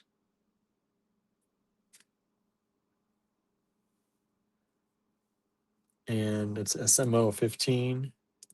Grapes. That makes sense, Andrew. Yeah, they're grapes. They have grapevines. Duh. Strawberries, says Norman. Could be strawberries. The grapes, probably, with the grapevine coming down. That makes sense. I was like, what's going to have a vine? I don't know why I didn't think of that. Danette says, my mom and I took a ride to Ligonier yesterday, turned where Bull's Tavern. I remember it as Bull's Tavern used to be. Haven't been to Ruthie's in years. Yeah. Boysenberry, says Marianne. The goldstone are supposed to be the curly tendrils. There you go. It's got goldstone in it. Beautiful glass. $6 a bead. 2 beads available. Or not beads. Buttons. 2 buttons available. SMO 15.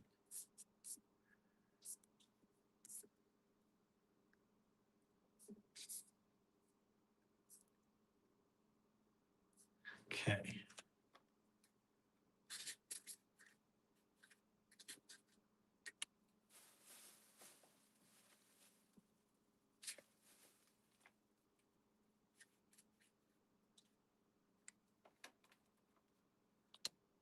Bulls is now a Mexican place we haven't been yet. Yeah, we haven't been there yet. People say it's good.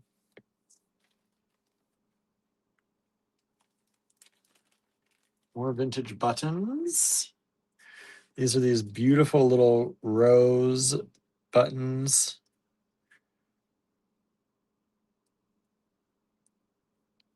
Two of them available. These buttons are approximately 15 millimeters. SMO 16. Really pretty. Beautiful glass buttons. 2 of them available. SMO 16. $6 each. These would make a beautiful toggle.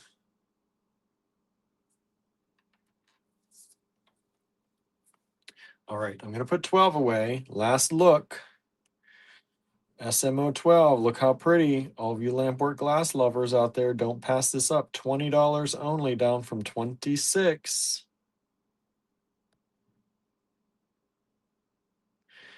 Andrew says, Stephanie also cooks us up stuff also. I didn't see a lot of vegetarian options there. Yeah, Stephanie's great. We love them. The Mexican restaurant in town here. Okay, I'm going to put this away. SMO 12, y'all. Don't pass it up.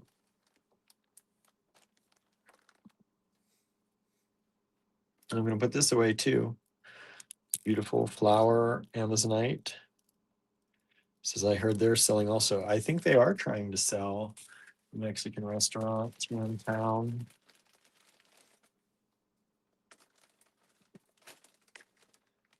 But I haven't talked to Stephanie about it yet. I just heard through the grapevine that they were. So I don't know if that's true or not. We've sold one of the rose buttons. Still one left. Thank you. Thank you.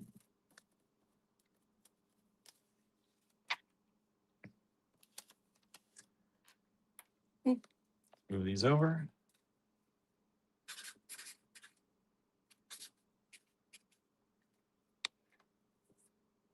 Yeah, this is, I can't imagine having a Mexican restaurant in today's climate. Yeah. I worry about them. Not that I need to, right? But shouldn't need to. Because they've been in this area for a long time. But it does make me concerned.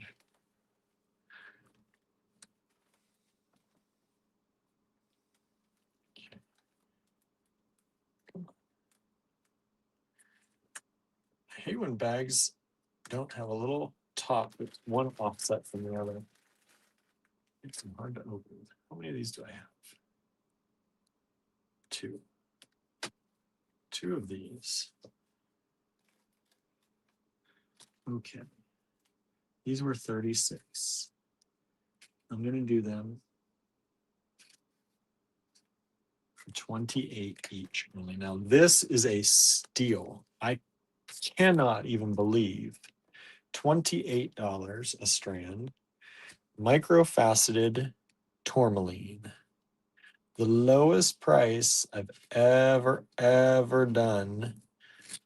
Andrew, don't get too bad, been out of shape, because I know these are not his. He has some of these set aside for himself, but we've never put them at $28 before.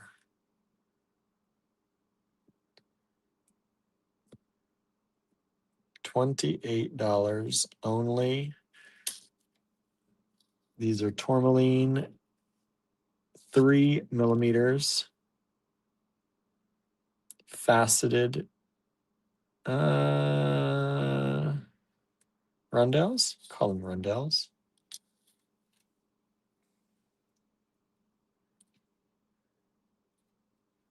I didn't steal Andrew's, but these are just like his that he set aside. 2 strands available, SMO 17 tourmaline. All different tourmalines. I love this color right here, the yellow tourmaline. That's expensive. Ask me how I know.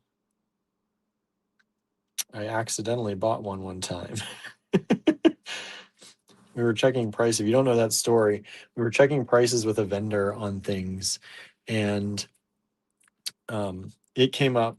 This yellow tourmaline was very expensive, and I don't think that I realized, or I didn't mean to actually include it. And then we realized that we bought it and how expensive it was. It was supposed to be one of those, it's like, oh, that's nice, but we're going to put that back. It never got put back.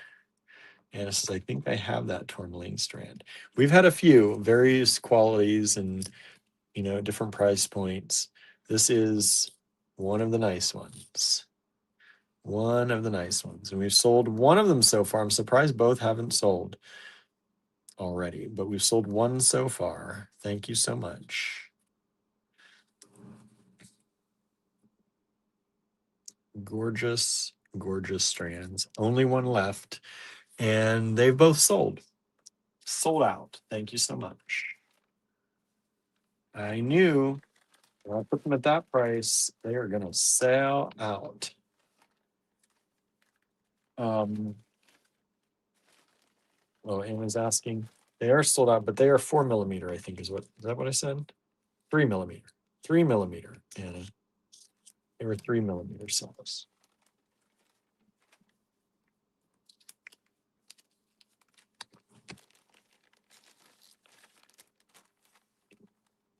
This is never mind, happy beading, right? Somebody's going to be happy beading on those for sure. All right. 18. What's 18 going to be now? Go through my stash here. I gathered some things. And what do I want to show you?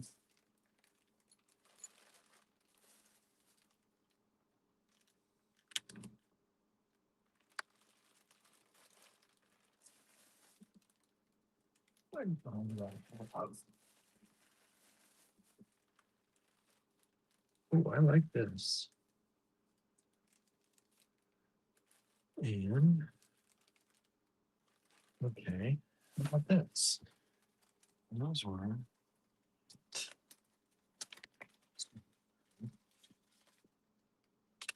used to have 2 of those. Okay, add 26 on these. Let's go to, what did I do on those? 28. Let's do 22 on these.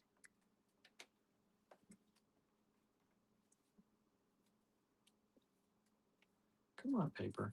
My hands are so dry, I don't want to grab the paper. Andrew says, what actually happened was I was picking and choosing so hard to keep us under budget, and I was keeping a tally of what was being picked, and we hit our number fast, and I was perplexed. Oops. Come on. My screen is too small. I was perplexed. His one stone was as much as my entire pile. It did happen.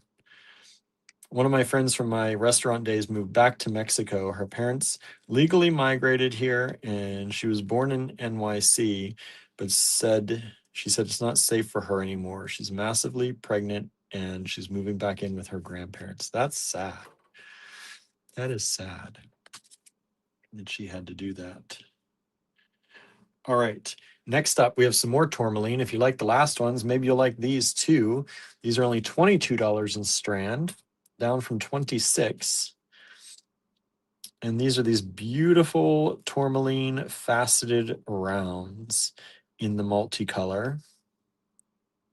All different. There's some of that yellow again that I love, and that green. Look how pretty that green is. Here's some of the indicolite. Beautiful colors in these. Ooh, look at that. Light, almost gray. Oh, so pretty. And these are faceted rounds. They're 2.5 millimeter strands. That's one of them. I've got one more. Let me show you this one too, just to put it in front of your eyes. Tourmaline. Beautiful micro-faceted 2.5 millimeter rounds, or faceted rondelles. They're kind of faceted rondelles. Andrew says, I think the holes are a good size for as small as they are. Yeah. For as small as they are, for 2.5 millimeter beads, they've got a fairly nice hole size on them to work with.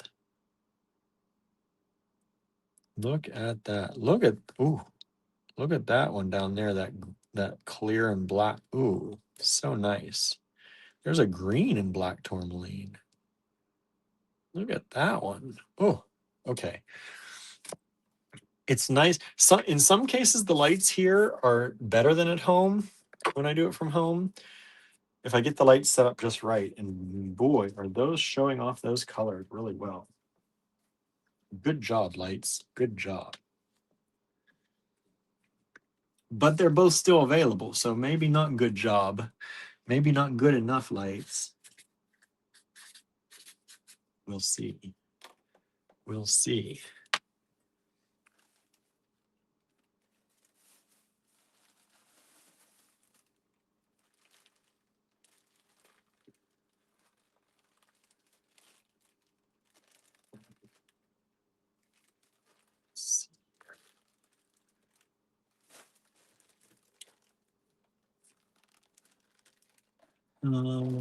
What did I do? I made these 50. They were 60. I'm down to 50. Okay. These were 65, but I'm still going to take them down to 50. These are another moonstone. These are a peach moonstone. Beautiful like the gray moonstone we had earlier. This is a light peach. And these started out as a little more expensive, but I'm going to bring them down to the same. Andrew says, sometimes when the stones are nice, they make a smaller hole because when there's not as much, because then there's not as much to waste. Plus, it's likely to break them. One of my friends said that the reason why a lot of big hole beads are so expensive is that you're paying for the extra labor and all the stones that get broke. Yeah, get broken while doing it. Here's a peach moonstone strand. Beautiful like that gray moonstone we had earlier, with a lot of chatoyance in it. Beautiful color. Look at those stones. Like, sometimes they look good together, but sometimes you pull the stones apart and you can imagine them as you were using them, like one at a time in your design. Look how beautiful these are. Sorry, they're a little dirty in between each other. Look at that. So pretty. And again, this is from India. These are on these silk strands with the sizer in there. So you can use it as it is if you want to, or you can take them apart and use them in your design. For $50, that's you can do whatever you want with that. Don't feel bad about taking that apart for $50. Now, if you pay 65 or 75 or 85, you're like, oh, I don't know if I want to take it apart. 50, take that apart if you want. No one is grabbing the pearls. I'm really surprised. $48, lowest ever on those. Really high quality vintage freshwater pearl strand. $48. SMO 14. I'm going to put it away. So I need to make room.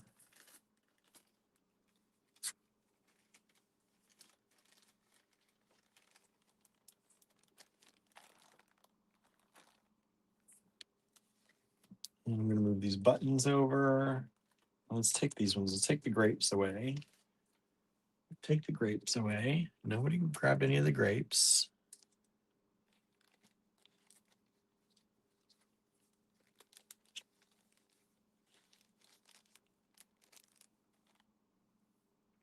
And we'll move the flowers over. There's one flower button left. Still 2 strands of the small tourmaline. There's a 2.5 millimeter. Yeah, 2.5 millimeter tourmaline. These make great spacers in between things. Nice bit of bling in between. And just use a few of them here and there. Make that extend-a-stay strands. $22 a strand.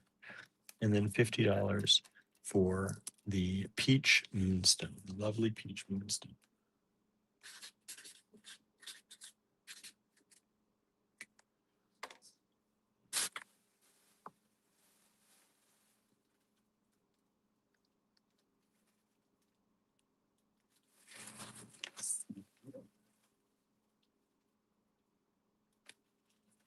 Ooh, these are cool buttons.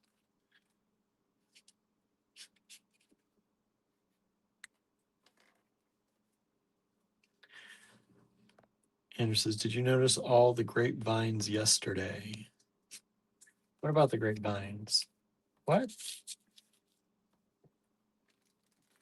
Where did I notice them? Did I notice them? Where? Huh? No, apparently I did not. SMO 20. Are these vintage check buttons with the beautiful cane work? They kind of look like little mushrooms to me. Andrew says, we filled the back of the car with enamel stuff yesterday. We got really fortunate. I have to go through what we got. It's a lot.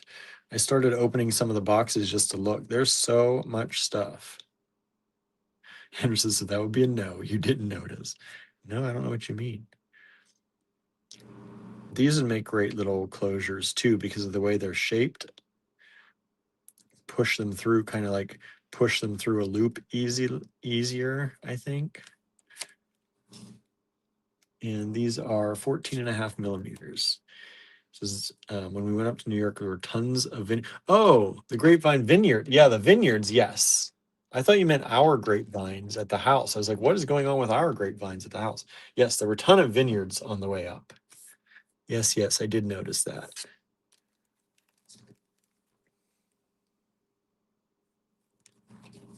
Interesting. I think these ones glow under a black light. I was going to say I think they do too. They look like they will, but I don't think I have a black light here to check that for you. But I'm pretty sure Andrew's right, because as soon as I saw them, the way they kind of glow, they look like they are of the black light variety glass. But I can't check it for you all.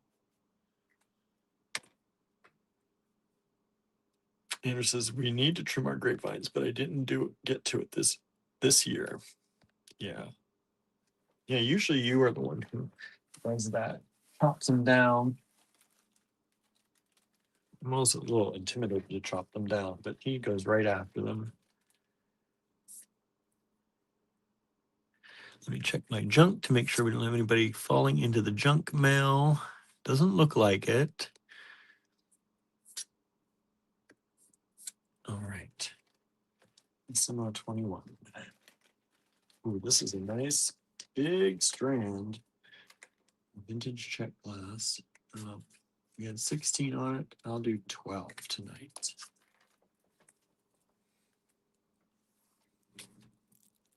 Nice big strand of vintage check.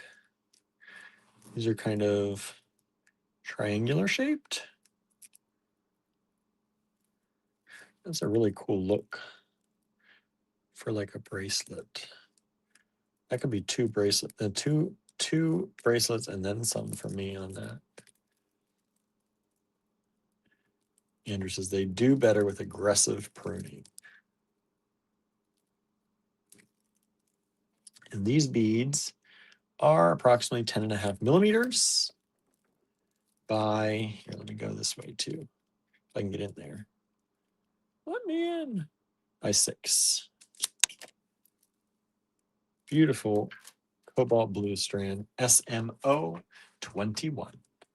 All right, let me put away SMO 16. There's still one of those left if anybody's interested in those.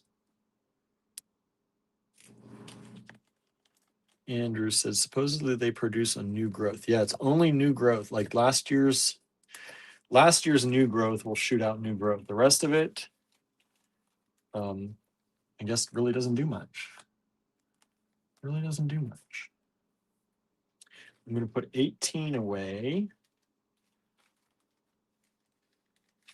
That's the tourmaline. Nobody grabbed these tourmaline. They grabbed the other ones. These ones didn't go. $22 only. Or grab one of Andrew's paintings for $25. Did you all see the new paintings?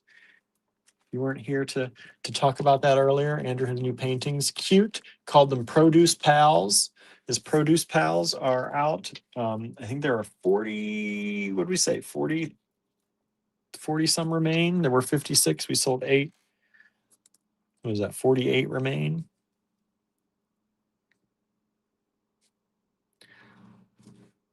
Andrew says, oh, I put the little paintings in the good hard plastic archival covers. Yes, they are in the good hard archival covers. Diane says, prune in the spring, just before bud break. All right, we're not too late then. Thank you, Diane. You are a master gardener, right? I see that on your email signature, but I don't think we've ever really talked about it much.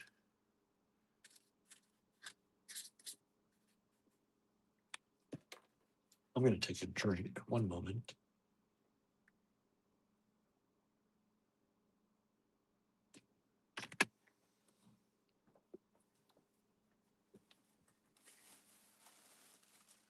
I'm surprised you and Andrew haven't talked plant shop talk.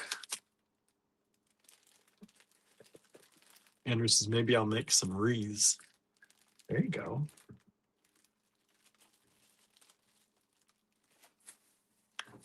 Ooh, how do we have these? What? This is wild. Sometimes I can't imagine why things are still not sold. You know? These are one of them. Diane says, I don't talk about it much, but my friends do ask for advice on stuff. How come you don't talk about it much? Do you not like to? Should I not talk about it? Do you not like to talk about it? Or you don't want too many questions? Maybe that's why. Teresa says, I love Andrew's little paintings. Thank you. Aren't they fun? So dang cute. Okay, these were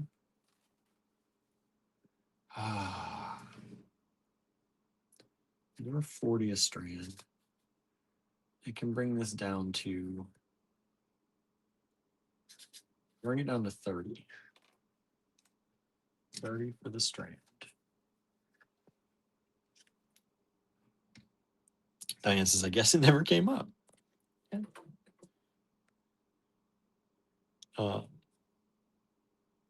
Grapes are usually pruned in the late winter, early spring, says Mary Ann.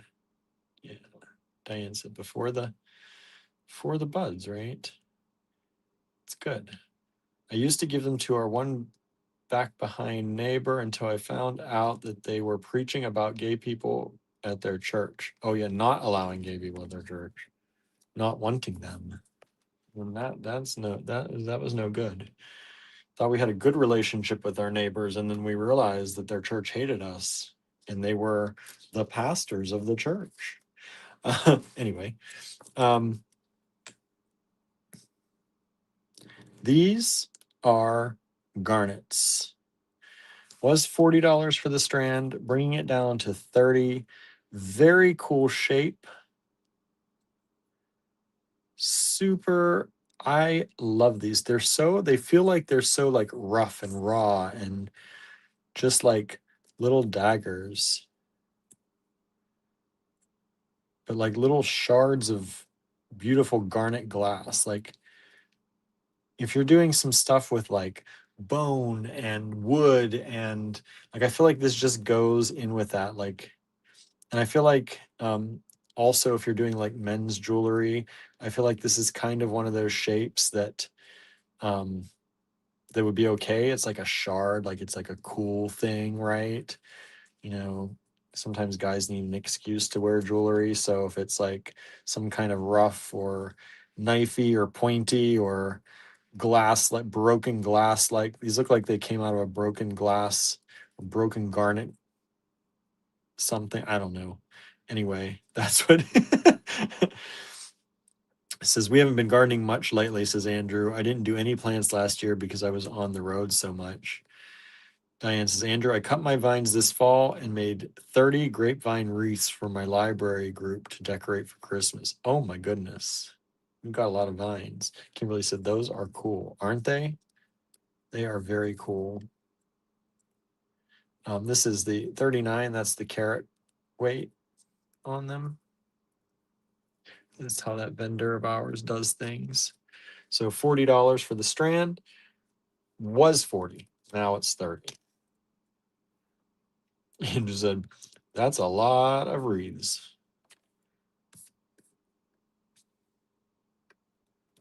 Okay.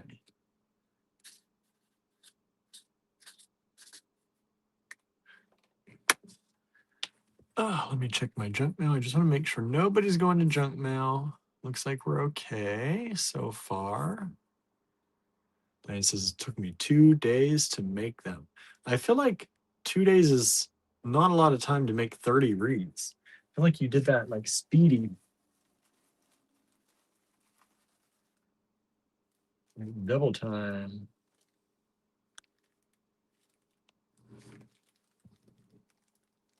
Oh, we just sold 22. Those are gone. Thank you so much. I'm sure I got the right bag for those. I got a number on those. This one.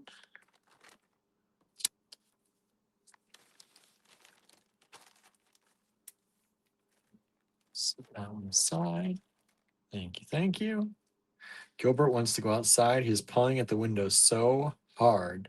He did not want to go out earlier when everybody else went out into the freezing cold. He always tries to go out at night. He always paws at the window at night. I don't understand.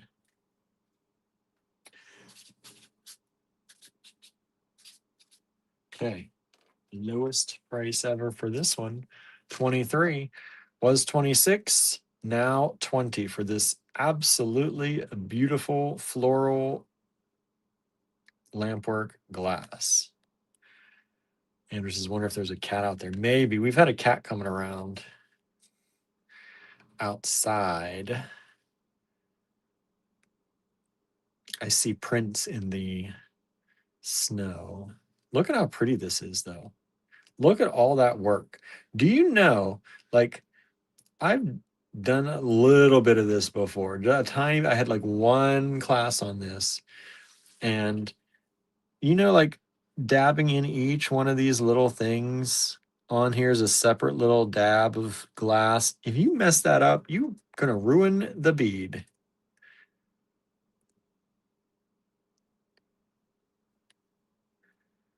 Andrew says, I saw human footprints by our basement door. That's me. That was me.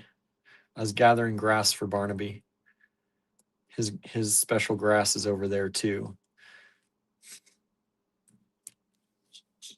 This bead is about 26.7 millimeters by 24 millimeters. Nice hole. That's the back. Nice smooth back. Beautiful bead. SMO 23, $20. Down from 26. That's the lowest price ever. Just see, I did it 22 last time. Last time we had it on the show. Giving you all an extra break just today only. Tonight only. Andrew said he's puking up his special grass. That's why he eats it. It helps him clear out. He likes it. Clears out his stomach. Because that's the purpose, Dad. That's why I eat it.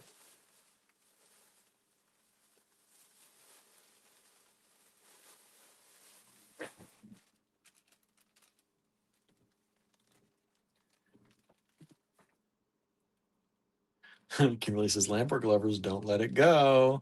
I know, right? That's a good deal. Okay. This was, let me see.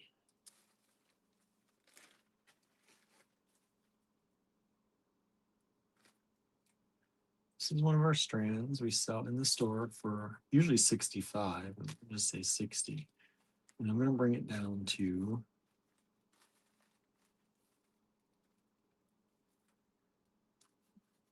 45.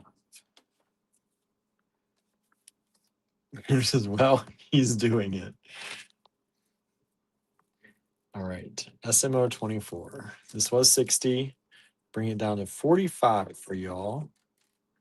This is beautiful, clear amethyst.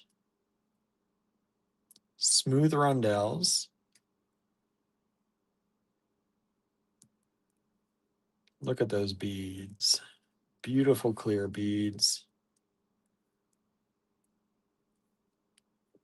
Few inclusions here and there, but pretty nice beads. 122 carats.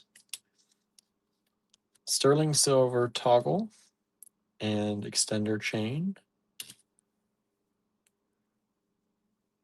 One strand available, only one strand left. Look how pretty. Beautiful color. They're kind of almost blue purple. Almost like blue purple. Marion says, it's not February yet, and I already spent part of next month's budget on my cherry painting. Well, thank you. We appreciate that. One strand left of these, $45 instead of 60. SMO 24. Okay, I'm going to put the peach moonstone away. It is still available.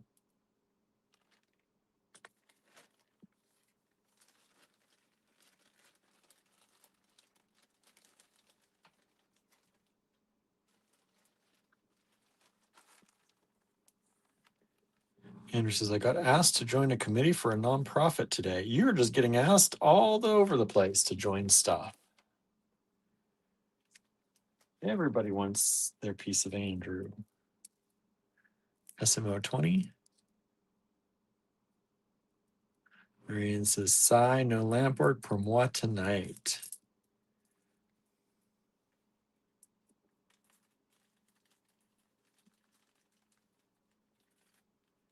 Peut-être en février. Peut-être en février. Right? Maybe. Maybe. SMO 21.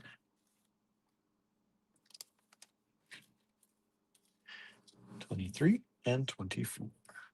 Andrew says no. He said, I said no. SMO 25. Let's see. Oh, I had this one I wanted to show you.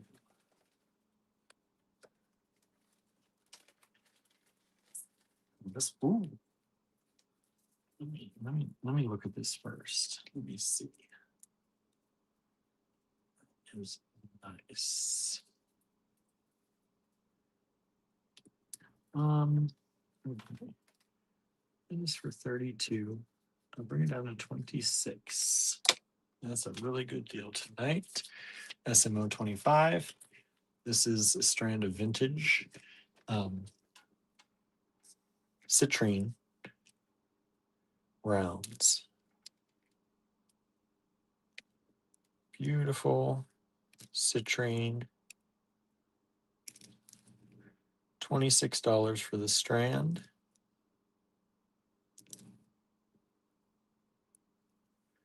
And these are approximately 8mm. Yep, 7.9. 8mm beads.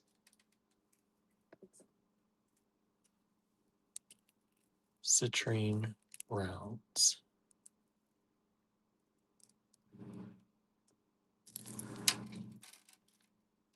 SMO 25 was 32, now 26.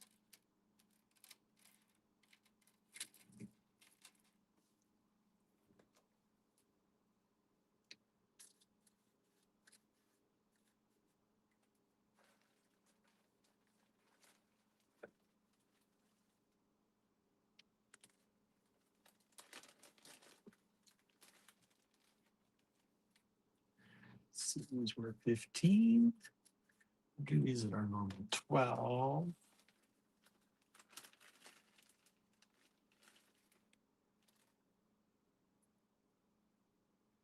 I have 4 strands of these available.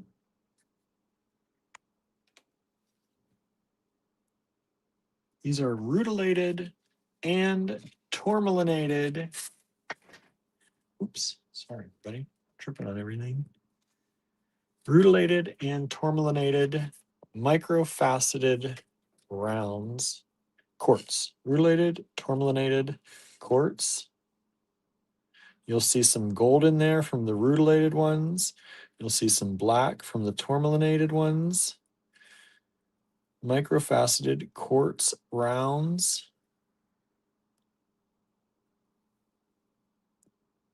They are so pretty. They're such good like examples of this. You see lots of those little shards of black.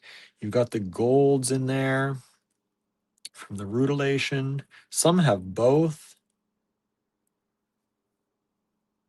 These are exquisite. Look at that one right there.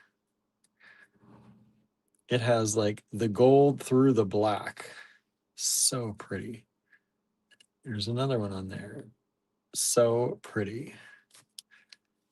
These are about 2.3, so about 2.5, 2.3, 2.2 to 2.3 millimeters. Exceptional quality, SMO 26. They are glowing at me even sitting here on the table. They were $15 a strand, bringing it down to 12. It looks like we've sold 25. Thank you so much. The citrine is gone. Thank you, thank you. Andrew says, I love to help, but we're too busy this year. Yeah, we've got our heads down and we're working hard on a lot of stuff here for our business.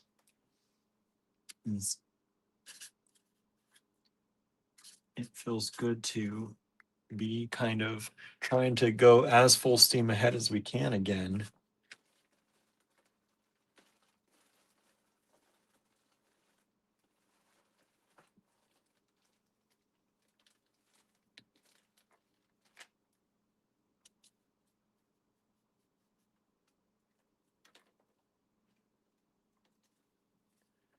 Let's see here. We've sold one of the 26s. Thank you so much. SMO 27.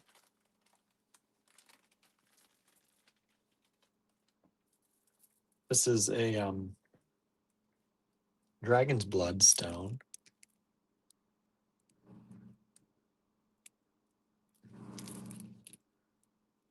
Beautiful. Only $14 for the strand. That's really actually probably too cheap. This is really nice quality, but I'll do it since I already put it down. 16 was probably the old sale price, not the original price that I'm bringing it down to 14. That's all right. 9.5 millimeters. Andrew says, did you go on Turkey Inn Road today? I don't know if I did. I don't remember that name. I was just following the GPS though. You know how I do. I don't know where I'm going.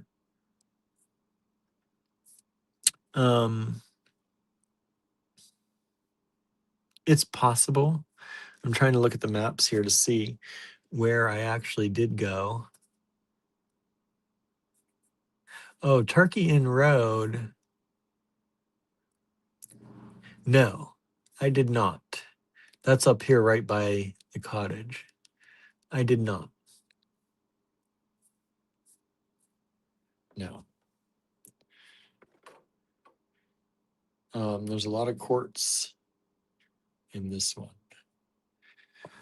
Are you wondering which way I went? Andrew's now asking. I went, so I came out on Wilpen Road is where I ended up coming out of, but I started off on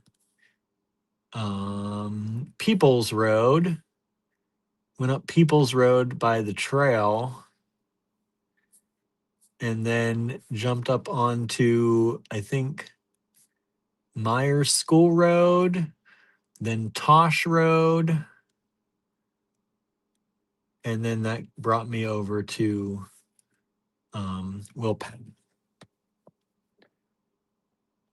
And that came out right at Sheets and went around everything the long way. All right. Andrew says there's a lot of quartz in this one. There is, actually. So SMO 27.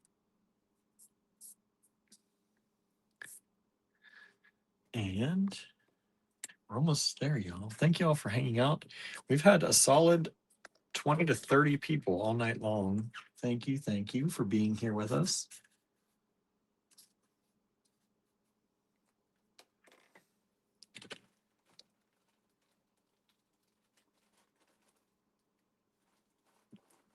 Let's see. What is this one? Oh. Let me. Andrew says, oh, it took you out the other way. Yeah, because I had to avoid the soccer fields, that whole place. Soccer fields all the way up to Wilpen Road. That whole stretch of 7-Eleven was, I'm surprised it didn't go back through Oak Grove. Oak Grove, that whole place was closed. From Wilpen Road by Sheets all the way down to the soccer fields where we get the parking lot where we get the Amish vegetables. All that was closed. And apparently is still closed. Possibly all still closed. This is so nice. I didn't even know we had this strand.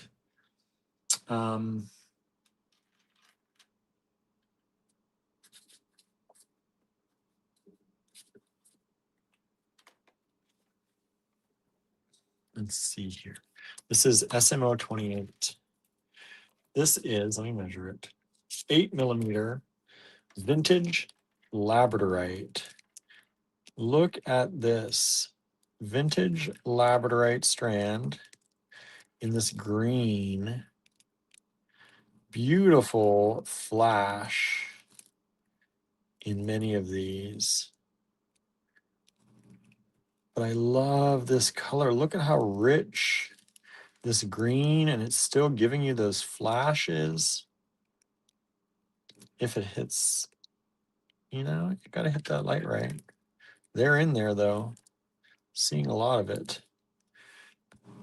Andrew said there's a road in Waterford that if you turn left when coming from the cottage, it goes behind Oak Grove and spits you out back by the elementary school. I think I've taken that one before, but I was already up. I was already at the place when they were detouring, and I'm like, I don't know how to use this detour, so that's when I did that. But coming home, I'm going to research what might be the best way, because that was a very hilly, small road. And so I'm thankful we didn't lose power. At one point our power blinked, and I'm wondering if that's when it all happened. So anyway, this is SMO 28. They were $32 for this strand. Nice vintage strand of labradorite. Beautiful flashes in there, that labradorite flash. $28 a strand now. You know what? I'll take it down to 26 even. How about that? As incentive. I've only got that one strand. It's really nice. There it is. Andrew says, I think Tom and Lisa got a house near the elementary. I think that's what they said. They didn't say where, but I think they did. I'm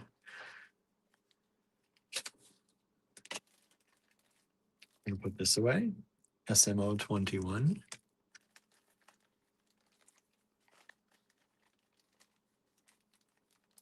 I'm like, I'll do it at 20. I didn't even wait to see if anybody's going to get it. I'm like, that's not as good of a deal as some of the others tonight. So let's give it in a little extra. I should wait to see if anybody actually gets it at that price, right? I'm not always great in business, but gonna put the lamp work away. Lowest price ever on that one. Tonight only. That's 23. Move these over. Make room for the last few strands tonight. Wow, these are just like, look at those, just flashing at you. They almost don't look real. It's just so pretty. Okay.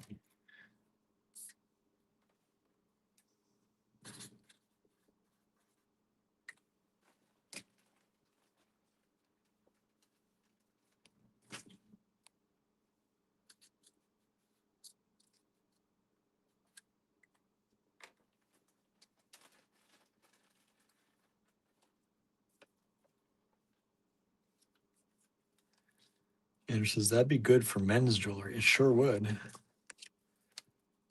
It's got that nice mossy green. Next up, SMO 29, irradiated shell. Are these little shell tiles. Vintage strand. Got that beautiful color to them. Andrew says, I mean, folks can wear whatever they want, but I think it would be nice. Marketed to men. Imagine silver with some chunky black leather. Yeah, for sure. Irradiated shell. These are about 10 millimeters. Sorry, everybody. Talking too long. Really pretty. One strand available only. Vintage was 16, bringing it down to 12. Andrew said, can you imagine that with silver? Some silver, some chunky black or even brown leather. It'd be really nice. I'd love it with like a brown leather. Not to like some silver, maybe even do some gold. Do you know if the trash goes out tonight? I always put it out, even if I don't think it's going to get picked up, just in case. We just sold 29, the irradiated shell. Thank you so much. I'm going to put that away.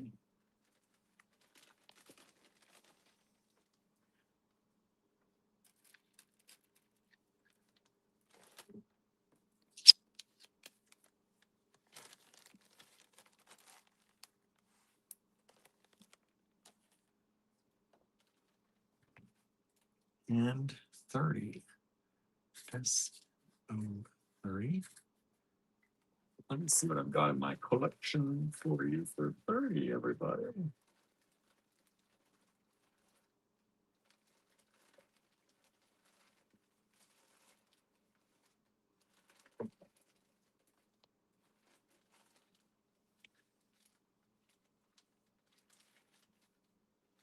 Let's see.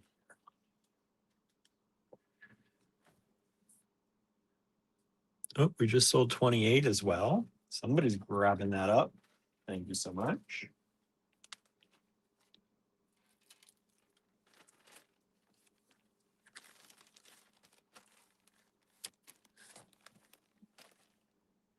And let me do the pricing on these because we had them at 18 for 4. So it's $4.50 each. That makes it easy. Let's do these at $4.50 each.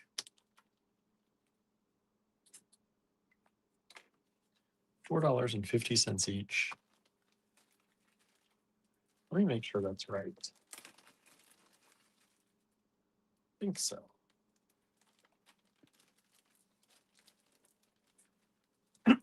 They're these black skunk eye beads. African, vintage, antique, actually. Antique African skunk eye beads. They are $4.50 each. I have 7 of them available. And they are about 12 millimeters. These would also be great, I think, for men's jewelry because they're kind of rough and rustic looking. African trade.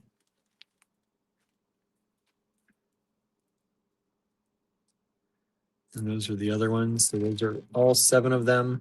They are $4.50 each. Susie put hers out. Yeah, I'm going to put it out anyway.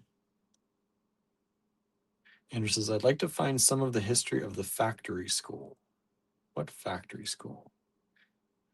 Andrew says, we've been talking about what to call the campaign for the cottage rehab. I was thinking the Renaissance Project. What do y'all think? What do y'all think? All right. And Andrew says, these were originally made in Italy, then traded to Africa. Yeah, like the African trade, originally made in Italy. So they're a Venetian glass originally. Oh, that's what this was called, the factory school? I didn't know that. See? I just knew it was a school. I didn't know it had a name. How about that? Learn something about your own building every once in a while.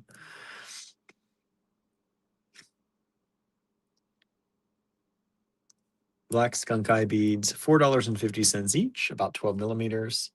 And that, my friends, is it for tonight. Thank you all so much for hanging out. Andrew says, I don't know what kind of factory they're doing. Yeah, the kids go to the factory school. The factory must have owned the school, right? And send the kids to school and then put them in the factory for work. I don't know.